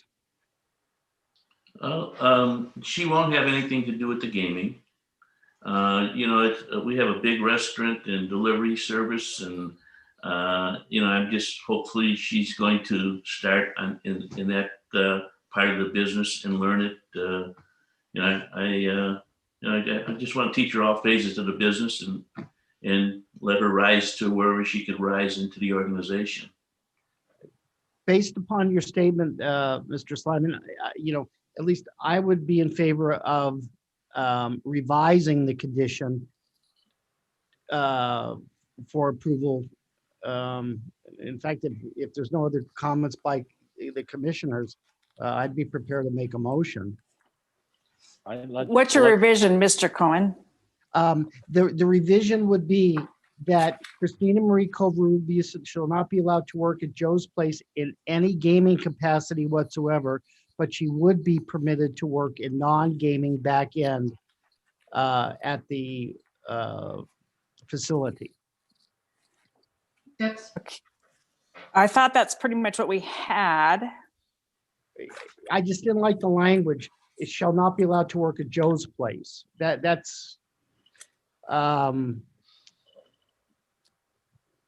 that was very restrictive for what we're hearing. I think that was changed at the board meeting. I think it was as well, as I recall. I think I think that Commissioner Cohen, I think that got changed. I would ask yes, our Attorney General, if Ms. Breinig, if she could verify that. I know she's in this call as well. Yes, that was changed, Chair. It now states that she shall not be involved with gaming in any capacity at place until she's found suitable by the Nevada Gaming Commission. Right. So the way that would read, there would be absolutely no restriction on any other capacity in Joe's Place. That's correct. Okay, then I think correct. Yeah, Member Katsaris, I think, addressed that in the board meeting and had that change made. Right. Okay. So we're all square on the condition without revising it. It effectuates what the understanding of Mr. Slyman and his wife and daughter are, that she can work there and do the things she needs to do as long as they're non-gaming and not gaming related. So I think we're all good on the condition. Do we have a motion then on that? Well, I'll go back to the regular motion. I move for approval of of restricted item number 2 as conditioned by the Nevada Gaming Control Board and read into the record by Madam Secretary. Very good, Commissioner Cohen. I'd ask, do any of the commissioners have any discussion further on the motion? Not seeing anybody having any other comments. I'd call for the vote on the motion to approve as iterated by Commissioner Cohen. Madam Commissioner Secretary. Fuchs? Thank you. Aye. Commissioner Cohen? Aye. Commissioner Solis Rainey? Aye. Commissioner Brown? Aye. Chairman Moran? Aye. Thank you. Motion passes, Mr. Slyman, and Mrs. Slyman, good luck to you. We look forward to having your daughter back in front of us in the future, and have a good 2021. Stay well. Thank you, sir. You too. Thank you. All right, next item. Next item is restricted number 3, which are the applications of Bogies East LLC doing business as Bogies East and Bogies LLC doing business as Bogies West for transfers of interest, and the applications of John VC for licensure as a member and key employee. The recommendation of the Gaming Control Board is for approval. All right, thank you, Madam Secretary. All right, do we have an applicant and Mr. Rubenstein? We have Mr. Rubenstein. I think we're waiting for the applicant. I see him on the grid, but he needs to activate his audio and video. He's on video now, and there he is on audio. Okay. Mr. Rubenstein, I'm having trouble seeing you. Can you either turn on a light or you're in the dark, it looks like. I see that. Well, it wouldn't be the first time. Let me see if by getting rid of my background, I can fix that, because that's okay. There's tons of light where I'm sitting, so it's very odd. Does that help at all, or is it just too much glare? It's fine. Don't worry. Thank you, sir. Okay. All right. I apologize. I'm my usual self. All right. Well, we're happy to have you here and your client. Why don't you state your name and on the record and for your record of appearance and your client. Thank you, Mr. Chairman. Mr. Chairman, members of the commission, Madam Secretary, Mark Rubenstein of the law firm of Reed, Rubenstein and Bogatz.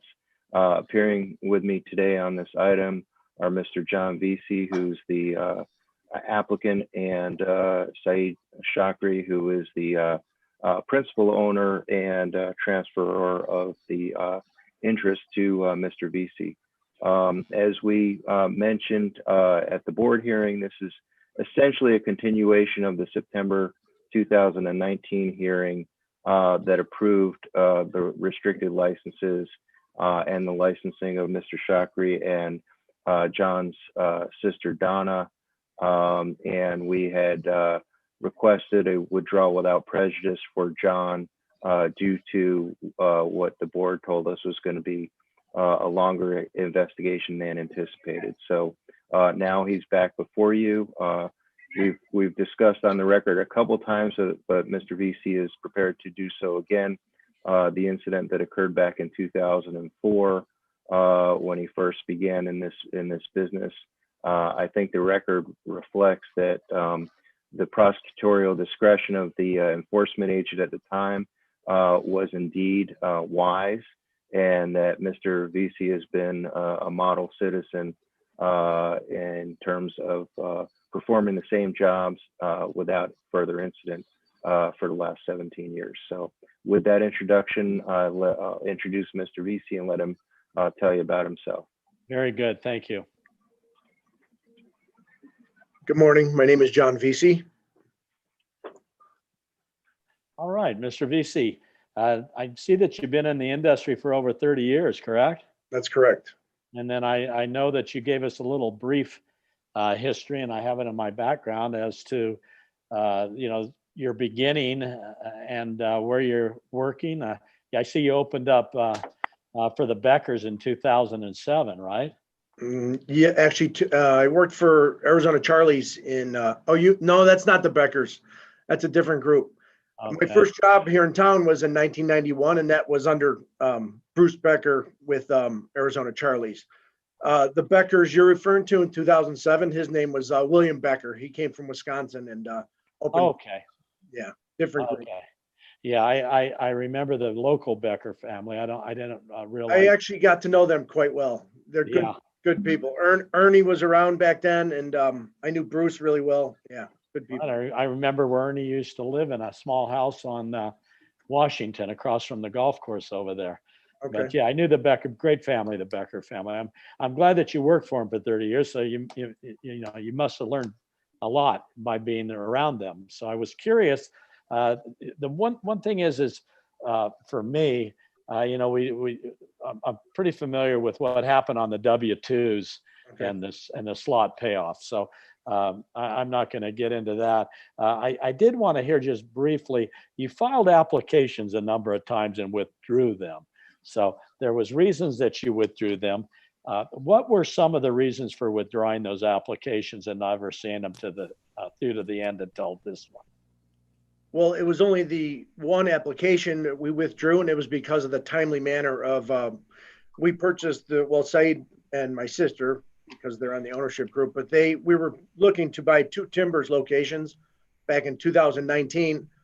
And the threshold was at the end of September, the deal had to be done. Well, when the gaming board decided to put a deeper investigation onto my application, we would have not made those times. We would have lost the deal with Timbers.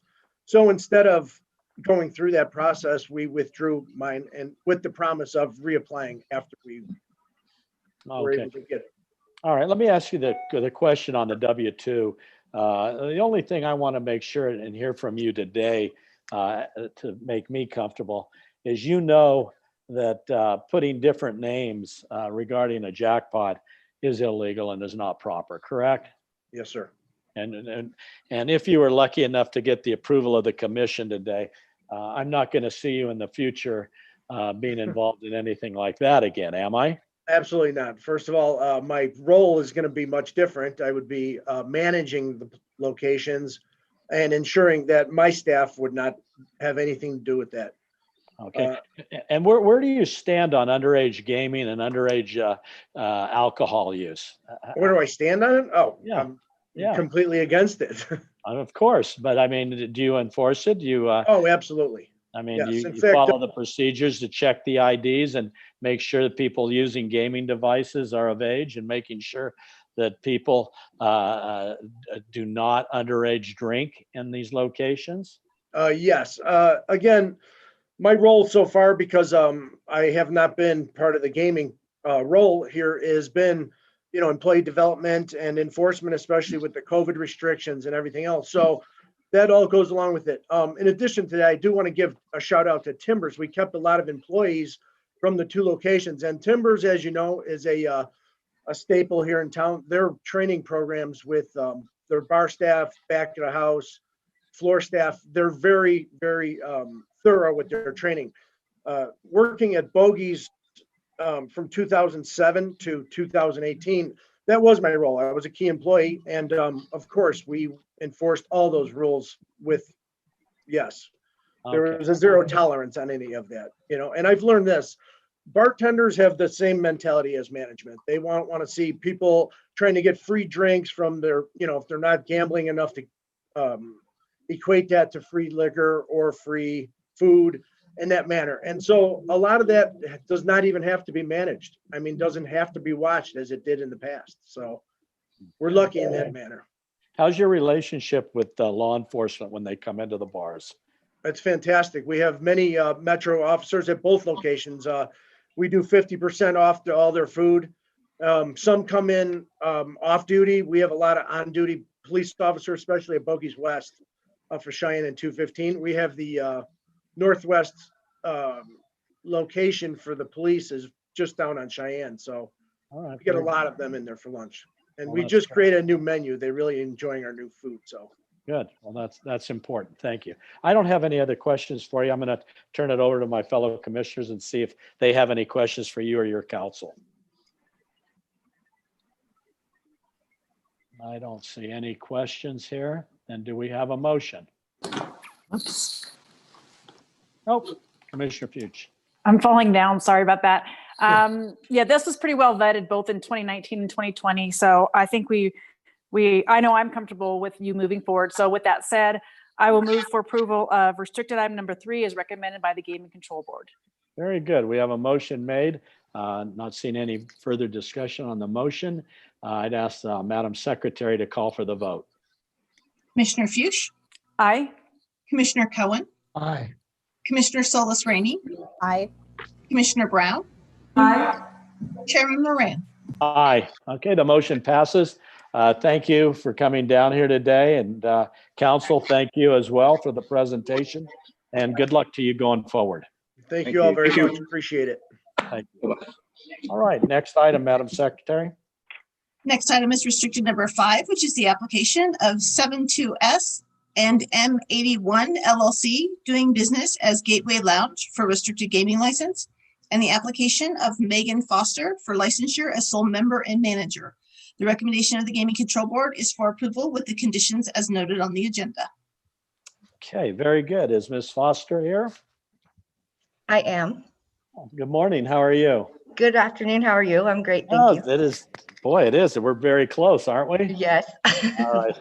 All right. Well, it's good. It's good to see you here. I saw your testimony in front of the board, and I've read your summary. Naturally, I put you on the action item because you've never appeared in front of the commission before. I have not. So we're anxious to have you come down and see what you look like and ask you a few questions, if any. And I noticed that in the application, there were a couple of conditions of a slot operation recommended and a seminar. And I think you have both of those lined up, don't you? Yes, I do. Okay, so we're all squared away. Who's the slot operator? Golden Gaming, Okay. Sartini. I'm not sure which one they go by. Yeah, that's good enough. And how about the seminar? You completed that? I did on January 12th, and I have the letter.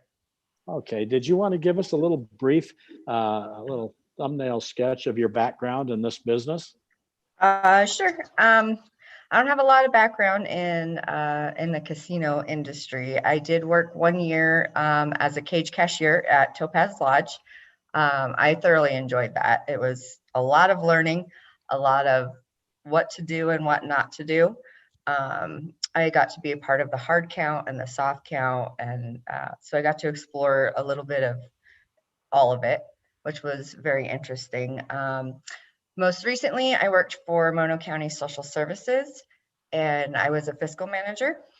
I suffered 3 retinal detachments in 3 months, and so it was time to find a new career. I was living in Reno and driving to Walker, so I couldn't drive that far anymore. So I decided to follow my dream, and I bought a bar, and then the pandemic happened. So it's been quite the experience, quite the first year of being open, but I'm still alive and still chugging along. So it's been great. All right. So there's still some light in the tunnel, right? Yes. Yes. All right. Well, very good. Good luck on that. I don't have any other questions for you. I appreciate you coming down today and giving us a little brief history on it and yourself. And I'm going to ask my fellow commissioners if they have any questions. And if not, we'll get a motion. So thank you for coming down today. Thank you. Sure. Just a quick location question. Good afternoon. You are right in front of the restaurant. Is that correct? We are, we share a building. There's a wall between. So yeah, we're attached to it. We're in between Gateway Inn and Taste of India restaurant. Yes. Great. And then next to you is the bowling alley, or what was the bowling alley. Is there anything happening with that piece of property? It is for sale as far as I know, but the word around town is that the city, I think, is revamping Keystone, the Keystone area, right, trying to make it the new Midtown. So, but I don't know well, anything I know about that. they're constructing In and Out down around the corner from you. So yeah. I think that block, hopefully a little bit of renovation there. Yeah. And hopefully they do something with the Stardust building or Starlight Bowl. That's been a little eyesore for quite a while now. Yeah, it'd be great if they did something with it. Well, I have no issues with your application here, and I'm willing to move forward with the recommendation if none of the other commission members have any questions. Very good. Commissioners, any other questions? Not seeing any. Okay. Commissioner Fuchs, go ahead. Sure, I'll move for approval for restricted item number 5 as recommended by the Gaming Control Board. Very good. Thank you. There's been a motion made. I don't see any discussion on the motion. I'd ask Madam Secretary. Chair Moran, I just want to make sure that we're including the conditions that were recommended by the board. Yes, as part of the motion as recommended by the Gaming Control Board. So yes. Thank you. Okay, very good. All right, so we have that motion made to follow the recommendation of the Gaming Control Board and as conditioned. I'd ask Madam Secretary to call for the vote. Commissioner Fuchs? Aye. Commissioner Cohen? Aye. Commissioner Solis Rainey? Aye. Commissioner Brown? Aye. Chairman Moran? Aye. Motion passes, and thank you very much, and good luck going forward.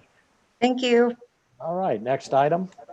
Next item is restricted number 7, which is the application of Clear Sky Investment LLC, doing business as Mr. Minimart and Wings for restricted gaming license, and the applications of Mahir Hawaii and Sahalda Yalda for licensure as members and managers. The recommendation of the Gaming Control Board is for approval. Chairman Moran, I believe we have a recusal on this item. Thank you, Madam Secretary. We do. Commissioner Brown? Thank you, Chair Moran. I do have a disclosure to make for restricted item number 7. I must recuse myself and abstain from voting on this matter because my husband, David Brown, represents the applicant. All right. Thank you, Commissioner. All right. The record duly notes that recusal. Then I would see if we have an applicant and counsel on this matter. We do. David Brown on behalf of the applicant, who's with me, Mr. Yalda. The appearance for Mr. Hayawi was waived today because he was just previously approved a few months back. Mr. Yalda has already gone through the seminar, and we're happy to answer any questions that you might have. Thank you, Mr. Brown, and we always appreciate you showing up and seeing you on these items. I had a couple of questions for Mr. Yalda. As you know, Mr. Yalda, this is you've never been licensed before, correct? Yes. And this is your first time before us, correct? Yes, sir. Yes. All right. Just relax. Don't be nervous. Everything's fine. We just want to make a nice little record here for you. Tell me a little bit about your background. I born in Iraq. I moved to the United States in 2007. I graduated from mechanical engineer in Iraq. I finished all my school in there, and I started working as an engineer, but the war made me move here because it was nothing built, everything was going down. And then I moved to here, and then I started work with, I get my asylum in 2008 in February, and I get my green card and my citizen in 2013, and I started work with Mr. Hayawi in 2008 as a worker, and then he moved me as a manager, and then I get my smog license later, and I work in my smog license for almost 5 years, 6 years, and then now I'm working in my own company. I run my own company as a garage door. And now I need to open business with Mr. Hayawi together to make the life easier. Okay, very good. And how long have you been in this location there? Which location? Where you're working now for Mr. Have you been at his other locations? In the new one? Have you worked in any other locations that he is involved in? Not with gaming. Not with gaming. Okay, not with gaming. And you have a non-gaming business that you referenced, correct? No. You have no other business? The garage business. Oh, I thought it's related to gaming. Not related to gaming. Not related. Yeah, I have my garage door business. I'm sorry. A garage door business, correct? Mm-hmm. Okay. And I have my contractor license with the state of Nevada. I passed the Nevada business law, and I have my 3D garage door, overhead garage door license. All right, very good. How long have you lived in Nevada? Almost all my life in the United States is since 2008. Okay. So almost 12 years. Okay, very good, very good. Well, I didn't have any questions for you, similarly to some of our other applicants who have appeared before us today. You've never been licensed here, and I wanted to see your face and have a chance to talk to you and get a feel for you and whether or not I feel comfortable with voting to approve you as a license in that location. Having said that, I'm going to turn it over to my fellow commissioners. I don't have any other questions for you. I didn't see anything in your application that caused me any real concern. So do any of my fellow commissioners have any questions here for this gentleman? Mr. Chair, I didn't have any questions, but I just wanted to comment if now's the appropriate time. Yes. Okay. Thank you for being here, Mr. Yalda. It's nice to have you in front of us. And I just wanted to commend you. I mean, you came to the United States through asylum in 2008, and a little over 8 years later, you've been involved in starting several businesses, continuing your education through getting your general contractor's license, and then just working hard to make it happen. And I wanted to commend you for that. I think that shows that hard work pays off, and I wanted to wish you the best of luck. I have no comments regarding the application. It was very clean, and I have no concerns with it. Very good. Are you prepared for a motion unless we have other questions from the commission? I don't think we do. I am, unless anybody has any. All right, I don't see any. Why don't you go ahead and we'll try a motion. Perfect. Mr. Chair, I move for approval of restricted item number 7 as read into the record and recommended by the Gaming Control Board. Very good, Commissioner Solis Rainey. Not seeing any discussion on the motion, I'd ask Madam Secretary to call for a vote. Commissioner Fuchs, Aye. Commissioner Cohen, Aye. Commissioner Solis Rainey, Aye. Chairman Moran. Aye. Motion passes, and I thank you, Mr. Brown, for coming down, and also Mr. Yalda. It's always good to see you, and good luck in going forward in 2021. Stay well. Thank you. Thank you all very much. Thank you so much. Thank you. Good luck. Thank you. All right, let's go with the last one on the action items, Madam Secretary. Restricted number 8 is the application of Sartini Gaming LLC doing business at 711 store 20736 for a restricted gaming license, and the applications of LHA Corp and Lovejoy Singh to receive a percentage of revenue and licensure as sole officer, director, and shareholder as noted on the agenda. The recommendation of the Gaming Control Board is for approval. Okay. Is Mr. Singh on? Yes, sir. Okay. Oh, there you are. Hi. Good morning. Well, good morning. afternoon now. Yeah. Good Time's afternoon. going fast, right? Yes, sir. Okay. Are you representing yourself, or I don't see anybody there with Yeah, representing Jeff you? Donato. Oh, Jeff. Yes. Hi, Hello. Mr. Donato. Hi. With Argentum here on behalf of LHA and also the applicant, Mr. Singh. Okay. Very good. It's nice to see you again, Mr. Donato. Nice to see you as well. And I'd ask your client, if Mr. Singh, just to tell us briefly a little bit about his history. He's never been before us before. And then I was interested in Mr. Whittemore. Is he from the Whittemore family up north? Yes, so Mr. Whittemore he is with Argentum as well. I was out on vacation during the board meeting, so he filled in for me to cover that meeting for me. Okay, very good then. Let me hear from your client then a little about his history, and then we'll go from there. Well, I'm 37 years old. I'm currently running a franchise business right now, Subway, and I just use that as a stepping stone to get into my next venture, which is 7-Eleven, and with that, applying for a gaming license since we have slot machines there. Okay, very good. I see you went to Modesto Junior College. Yes, sir. Did you spend some time then in Modesto for a while, or? Well, I lived in Tracy. I went to Modesto for a brief period. I was just taking a couple of courses out there, but then I ended up going back to Las Positas College in Livermore. All right. I mentioned Modesto because that's where I came from, is Modesto. Oh, all right. I was That's there right. for a very brief period of time, and my father attended Modesto Junior College like you did. So Oh, that's okay, why I yeah. was asking you about that. Yeah. Very good. Well, I don't have any questions for you. I did want to have a picture with the name and a face with the name, so to speak. And at this time, I'm going to turn it over and see if any of my colleagues have any questions for you or a motion. Thank you for coming down today. You're welcome. Any commissioners have a question or two or a motion? Sure, I'll jump in there. No, it was a clean application, and so I would go ahead and move forward with a recommendation of restricted item number 8 as recommended by the Gaming Control Board. Excellent. Very good. We have a motion made. I don't see any discussion for that. I'd ask Madam Secretary to call for the vote. Commissioner Fuchs, Aye. Commissioner Cohen, Aye.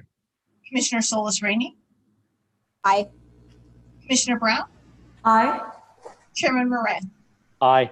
The motion passes. Thank you, Mr. Donato, for coming down here today with your client, Mr. Singh, and good luck to you going forward. Thank you very much. And I'd also like to just say we appreciate all the excellent work that Agent McElhaney did on the application. Very good. Thank you for that. All right. Very good. Let's go to the next item unless we need a short recess. I can keep going, or what's the pleasure of the commission and the court reporter and Madam Secretary? court reporter can keep going. Thank you. All right, very good. Anybody need a minute? I don't see anybody saying, okay, let's continue on with the next item. Madam Secretary? Next for your consideration, you have one request for final approval for the operation of a new inter-casino linked system. That item is Inter-Casino Advanced Progressive System 2.00, manufactured by Olson Gaming, Inc., doing business as Spectronics. The recommendation of the Gaming Control Board is for final approval. Okay, very good. Do we have Ms. Christy Olson present? Yes. Hi, how are you? Can you hear me? Yes, I can hear you fine. I watched you in front of the board. You were pretty excited about this. So yes, we had a yes, little we bit are. of a PowerPoint. And did you want to go ahead with your presentation now? Yes. Let me go to share screen. All right.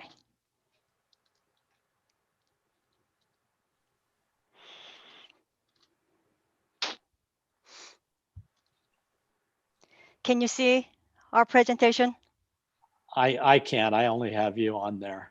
Oh, really? Well, why don't you just tell us a little bit about it?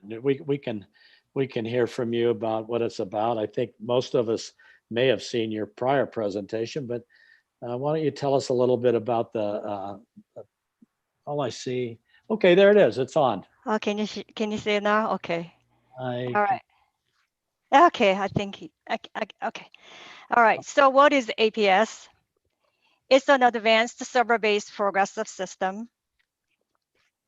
APS supports inter-casino linked progressive. APS supports multi-game, multi-denomination progressive jackpot. APS supports an in-sequence loyal flush bonus jackpot and dealt loyal flush bonus jackpot on any poker game. Loyal stand and loyal order progressive bonus. Any game with the loyal flush progressive jackpot can offer dealt loyal flush progressive bonus and the in-sequence loyal flush progressive bonus. The separate jackpots are paid in addition to the standard loyal flush jackpot. These bonuses occur infrequently, suitable for inter-casino link progressive for large jackpot awards. APS back office benefits: manage your progressive jackpots from your office PC, easily run daily meter and jackpot reports, identify link down problems quickly, sort your data and field in time range, easily adapt to modern IT infrastructures. The field trial. So we started a field trial on October 15th, 2020, and we picked 2 locations, Sierra Gold in SG Bar, and it's been a very successful field trial. And here are some pictures from the field trial. I think it's from SG Bar, Loyal Stand, and Loyal Order. I'd like to thank Nevada Gaming Technology Division for support and guidance during our field trial. Thanks to Golden Entertainment for allowing us to perform the field trial. All right, very good. Thank you for that presentation. I only had just a brief question here. I understand that this the system has been in singular locations, but that this is the first time it's going to be hooked up to multiple locations, correct? That's correct, yes. Okay, so it has been in existence for a period of time prior to linking up to multiple locations. Yes, we released the very first our APS system a couple years ago. Okay. So it's been out in the field, but we never linked different locations together. So this is the first time. Okay, so and you anticipate that you'll continue to do that and link up these systems. I guess that is what the direction is for you and the company, correct? That's correct, yes. Okay. My other question is about there isn't any interface with the internet that's virtual, is what we're talking. What are we talking about there? So this is very secure system. So you don't have any internet access to this system. So it can only link to your company system. So for example, our system can only link to Golden Entertainment, their system. So this system is cut off from the internet access. Okay, very good. I wanted to follow up on that because I did have a question mark there. I don't have any other questions, but let's see if any of my colleagues have any questions for you. They may. So do any commissioners have some follow-up questions at this time? I'll jump in. First, thanks for being here. We don't have a lot of presentations on new games, and it sounds like this is your baby. How long have you been working on this? Oh, we've been working on this for a long time. Maybe from the very initial APS release is 5 years. And we've been working on this multi-site for 2.5 years. And because the pandemic happened, there was some delay. So we were really concerned starting our field trial during the pandemic, but it went pretty good. Well, excellent presentation, and just thank you for being here. It's nice to see your enthusiasm, and I'm excited to see this installed. So thank you for being here. Thank you so much. Thank you, Commissioner Fuchs. Any other commissioners? Just a quick question regarding, is this going to be exclusive to Golden Gaming, or is this open to any other slot route operator? We're still working on it, so we don't know yet. Okay. Thank you. All right. Any other questions? Do we have a motion?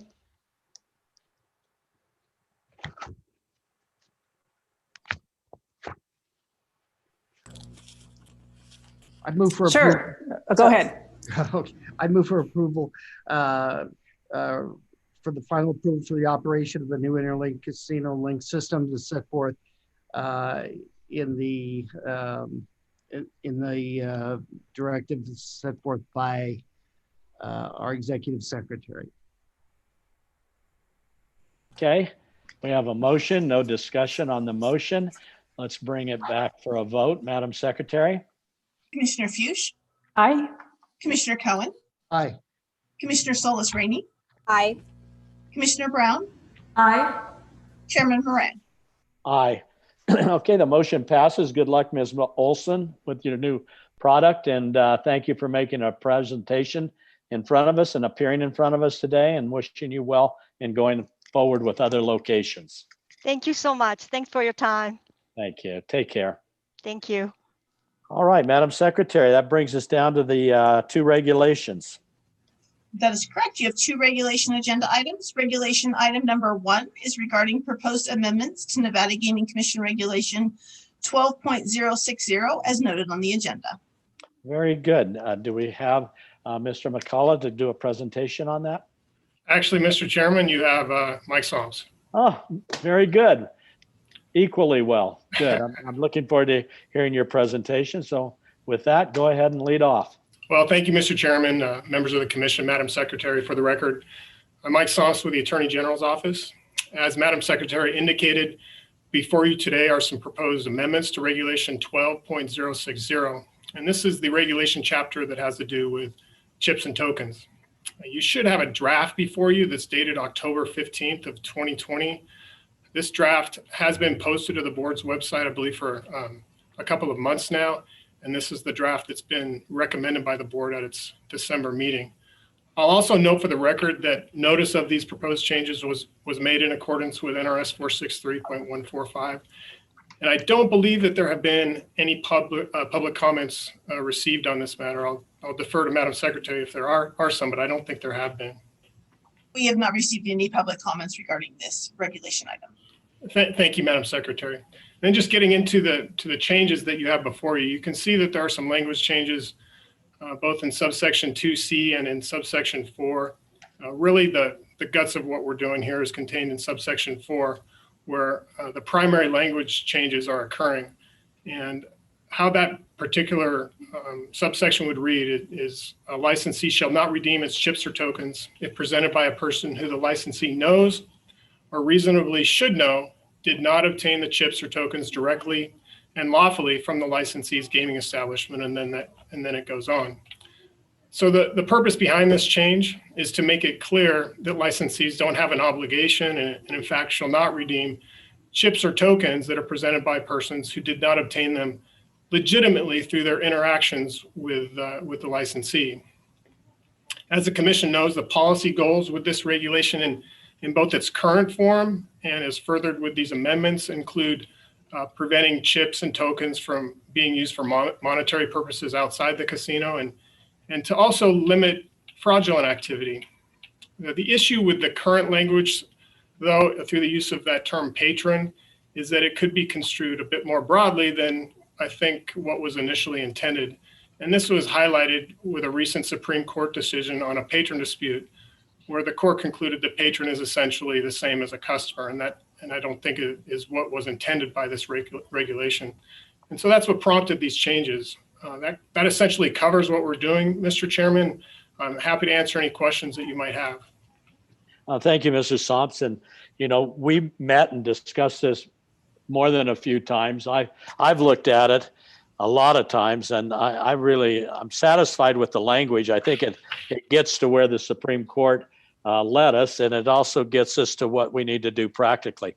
Having said that, I'm going to turn to my fellow commissioners. I don't know if any of them have had an opportunity to speak to you about this yet, like I did, but maybe they might have some questions, but I'm fine with the language as is. Having said that, I'd ask my colleagues if anybody would like to step up and ask Mr. Somps any questions or comments on this regulation revision. Mr. Chair, I would. Mr. Somps, focusing on 4, I'm okay with the language. But I have a question regarding the interpretation of the language as it would relate to live poker games.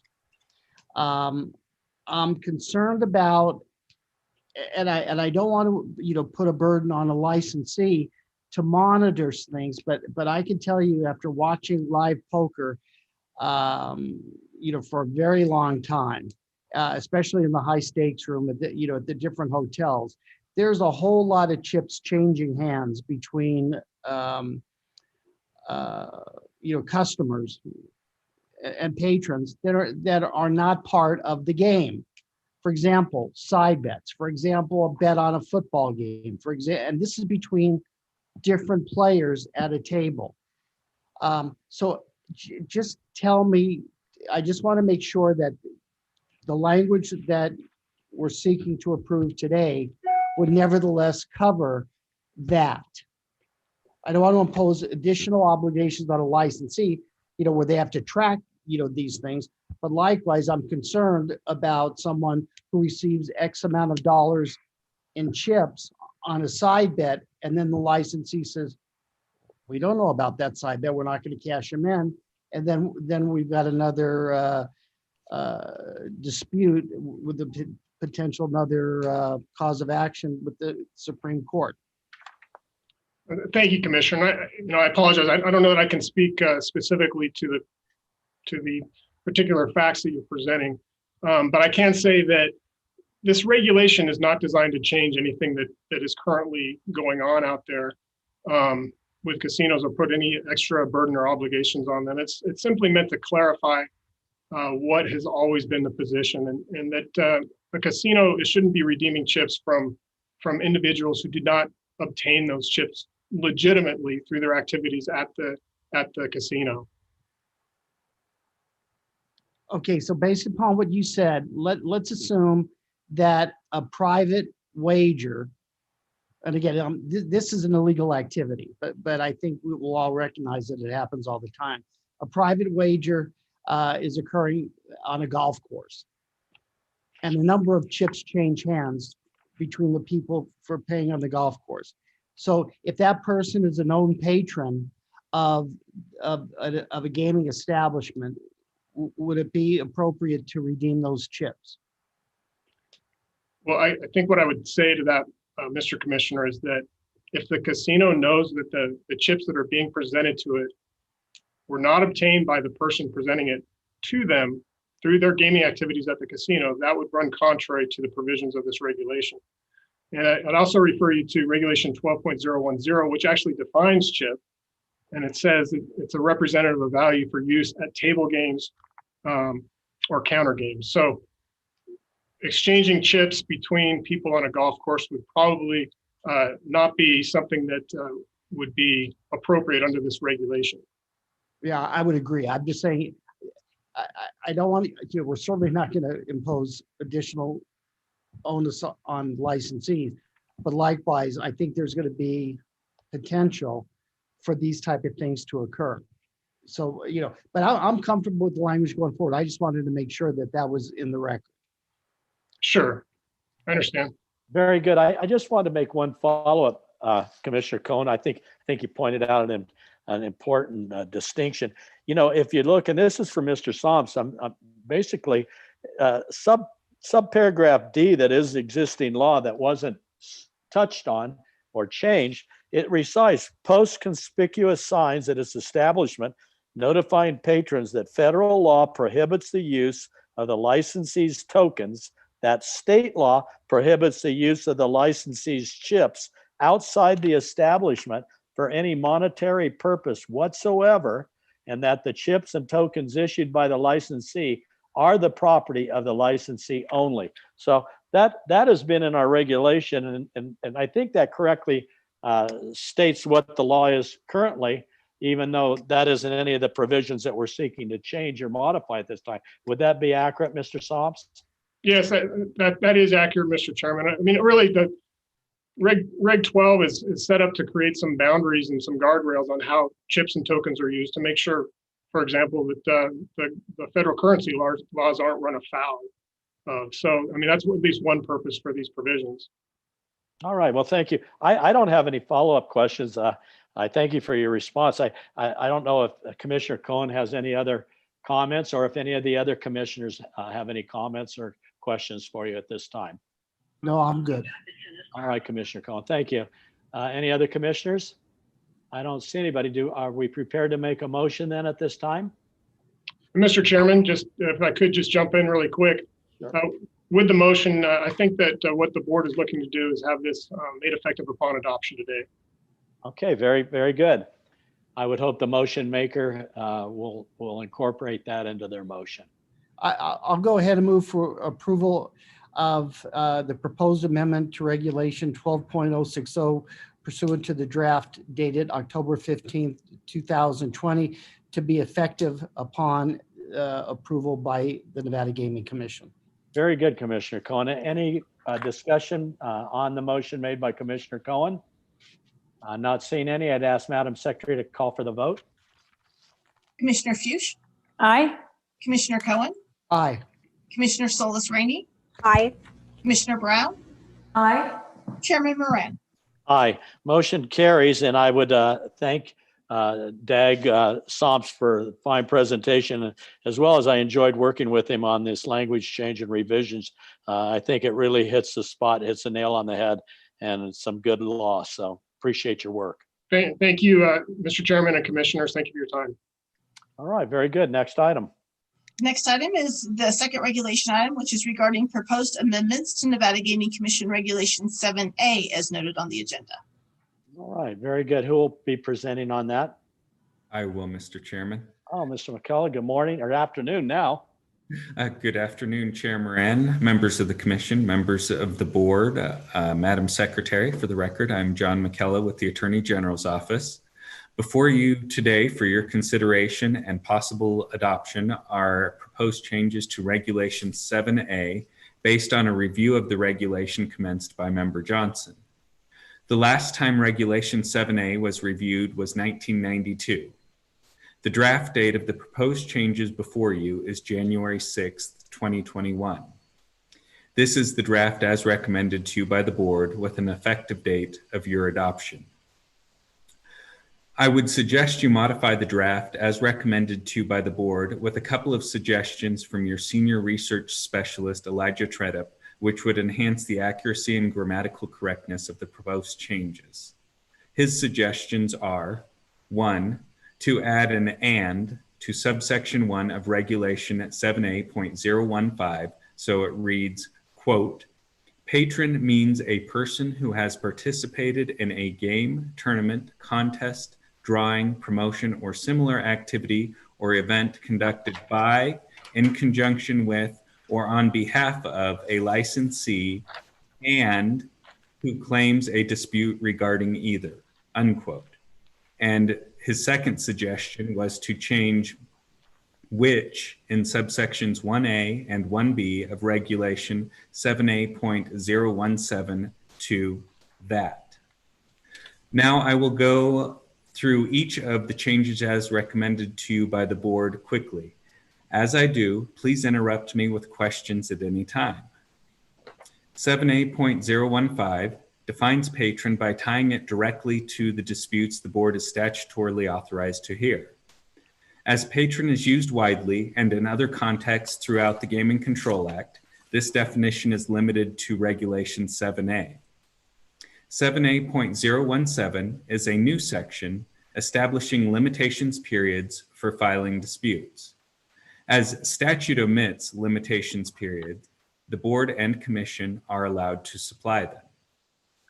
For disputes where a licensee is not required to immediately notify the board, the limitations period is 30 days for disputes which do not involve a sports betting ticket and 1 year for those which do involve a sports betting ticket. For disputes where a licensee is required to immediately notify the board, the dispute action commences upon notice from the licensee to the board without a limitations period. 7A.020 is updated to allow but not require service by email. 7A.030 subsection 1 requires a jurisdictional statement regarding why a matter falls within the jurisdiction granted to the board over disputes by statute. The changes to subsection 2 set out that petitioner is responsible for serving a copy of the petition on respondent, and that a failure to serve by the petitioner will result in the petition being deemed withdrawn. 7A.050 subsection 3 adds additional hearing options. 7A.080 changes the statutory cross-reference to one specifying subpoenas as a board power, reincorporates the subpoena requirements from the previous statutory site, and adds a requirement for the prepayment of witness fees. 7A.120 specifies who may grant a continuance. Finally, 7A.140 adds an alternative remedy for a failure to appear to the current remedy of a default in the form of a failure to appear would be deemed a withdrawal of the petition by petitioner. Those are the proposed changes to Regulation 7A. I request you adopt the changes as recommended to you by the board with the suggestions from your senior research specialist, and am happy to answer any questions you may have. Thank you. All right, thank you, Mr. McKellar. Good job. Nice presentation. I really don't have any questions for you. I've gone through this and I spoke to you as well on several occasions and looked at it. I think it's a good piece of solid work. What I really like about this and making a comment is I really like the proposition that we put in some limitation periods there. I think that gets rid of a lot of additional work that continues and seems like it can be filed at any time. It puts some parameters there. I like that part of it. I also like the part of it that deals with the failure to appear. I think that was much needed, and I think it cleans that up when everybody goes through the process and everything, and then you have a no-show. So I like those changes in particular. I understand them. I'm comfortable with the additional change by our senior litigation expert, Elijah Treadup. I'm glad that you and he agree on that additional language. I don't have any problem with it. Having said that, I'm going to turn it over to my fellow colleagues, see if any of my colleagues have any questions for you, and then we'll get it to a motion and see where we're at. Mr. McKellar, quick question regarding 7A.015. I just want to make sure that patron will extend to online gaming. If there's a dispute on online gaming, I know at least I haven't seen anything, come through the commission. But if someone, is online and they say, I made that bet, and would that cover that particular item if it's done electronically? Yes, Commissioner. It's okay. So how do you? Yes, sorry. It would cover that because as long as it's a Nevada licensee, of course. Okay. And just a quick comment on my side. I just want to thank Member Johnson for taking this on and engaging the law school externs on this too. I think that's a good project. And it's nice to have them look at some of these regs and do a little research for us. So thank you, Member Johnson and his group there, as well as our own Elijah Tredup. So thank you, and Mr. McKellar. I think well stated. I think Board Member Johnson has done unbelievable work in spearheading this in conjunction with the Attorney General's office. And he's moved these various regs along quite nicely, and they hadn't been touched in a long time. And he really championed it. And I appreciate his involvement in going forward in conjunction with the AGs and the Somps and McKellar. And they've done some good things for gaming. So I agree with you 1,000% on that, Commissioner Fuchs. Okay, Commissioner Brown, Commissioner Solis Rainey. I had a quick question. This is Commissioner Brown. Thank you very much. Yes. Under the regulation 7A.017, I note that the limitation periods are 30 days for the non-betting ticket issued and then 1 year for the betting ticket issued for the sports pool or race book. Can you, just for the record, explain why the disparity? Yes, this goes to regulation 22.080 subsection 3, which sets out a year redemption period for sports tickets from the date of the event. And it's just in line with the history of sports tickets that people get a sports ticket, they leave the casino and sometimes don't come back for a while. Whereas the live games, you should know about the dispute pretty much immediately. And then for the 30 days, was that something where you had other timelines, or it was just determined that that was the best course of action?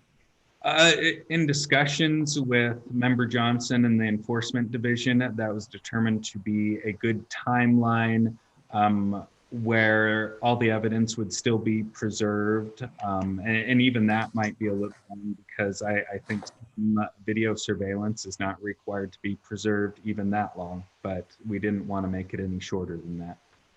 Thank you so much for confirming that. And I have no other questions, and I'm inclined to vote in favor for the adoption of the proposed amendment to regulation 7A. Thank you, Commissioner Brown. Very good. Commissioner Solis Rainey, did you have anything you cared to add? I don't have any questions. I thought it was pretty straightforward, and I also echo my thanks to Member Johnson and his team. I'd be prepared to make a motion unless anybody else has something further to add. Very good. Well, go ahead. All right. I move for adoption of the proposed changes to Regulation 7A as set forth in the draft dated January 6, 2021, with the additions discussed today to subsections 1 of 7A.015 and 7A.017 to be effective upon adoption. Very good. I think the motion is good. Any discussion on the motion by the commission? All right, I'd ask Madam Secretary to call for the vote. Commissioner Fuchs? Aye. Commissioner Cohen? Aye. Commissioner Solis Rainey? Aye. Commissioner Brown?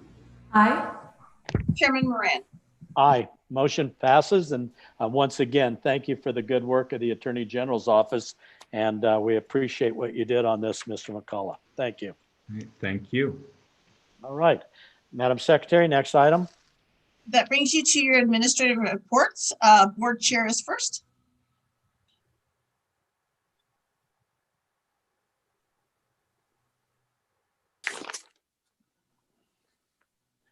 Board Chair, good afternoon. Hello. Good afternoon. Based on my discussion with Chief Labadie, we have a meeting on February 3rd, and we will have non-restricted items starting at, 12 non-restricted items starting at 9 a.m. and 13 restricted items starting at 10:30 a.m. All right, very good. Thank you. All right, well, that took care of one of the items I was going to ask you about. It's always good to see you, Mr. Chairman. It's always good to see you, sir. I had I had one question on administrative item. I know where there's been some discussion about the BDRs. Are we pretty well surrounded and complete on some changes on those?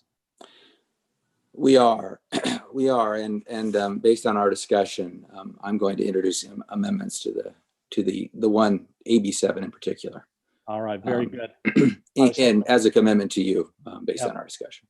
Well, I thank you for that. I just wanted to follow up on that with you. And I think that's the only one I had, and I don't have anything else on the administrative reports for myself and the commission. And we enjoy the great job you and the other board members and your staff are doing for us. It makes our job really easy when it gets up to us, and you guys have really thoroughly vetted a lot of these items. So thank you.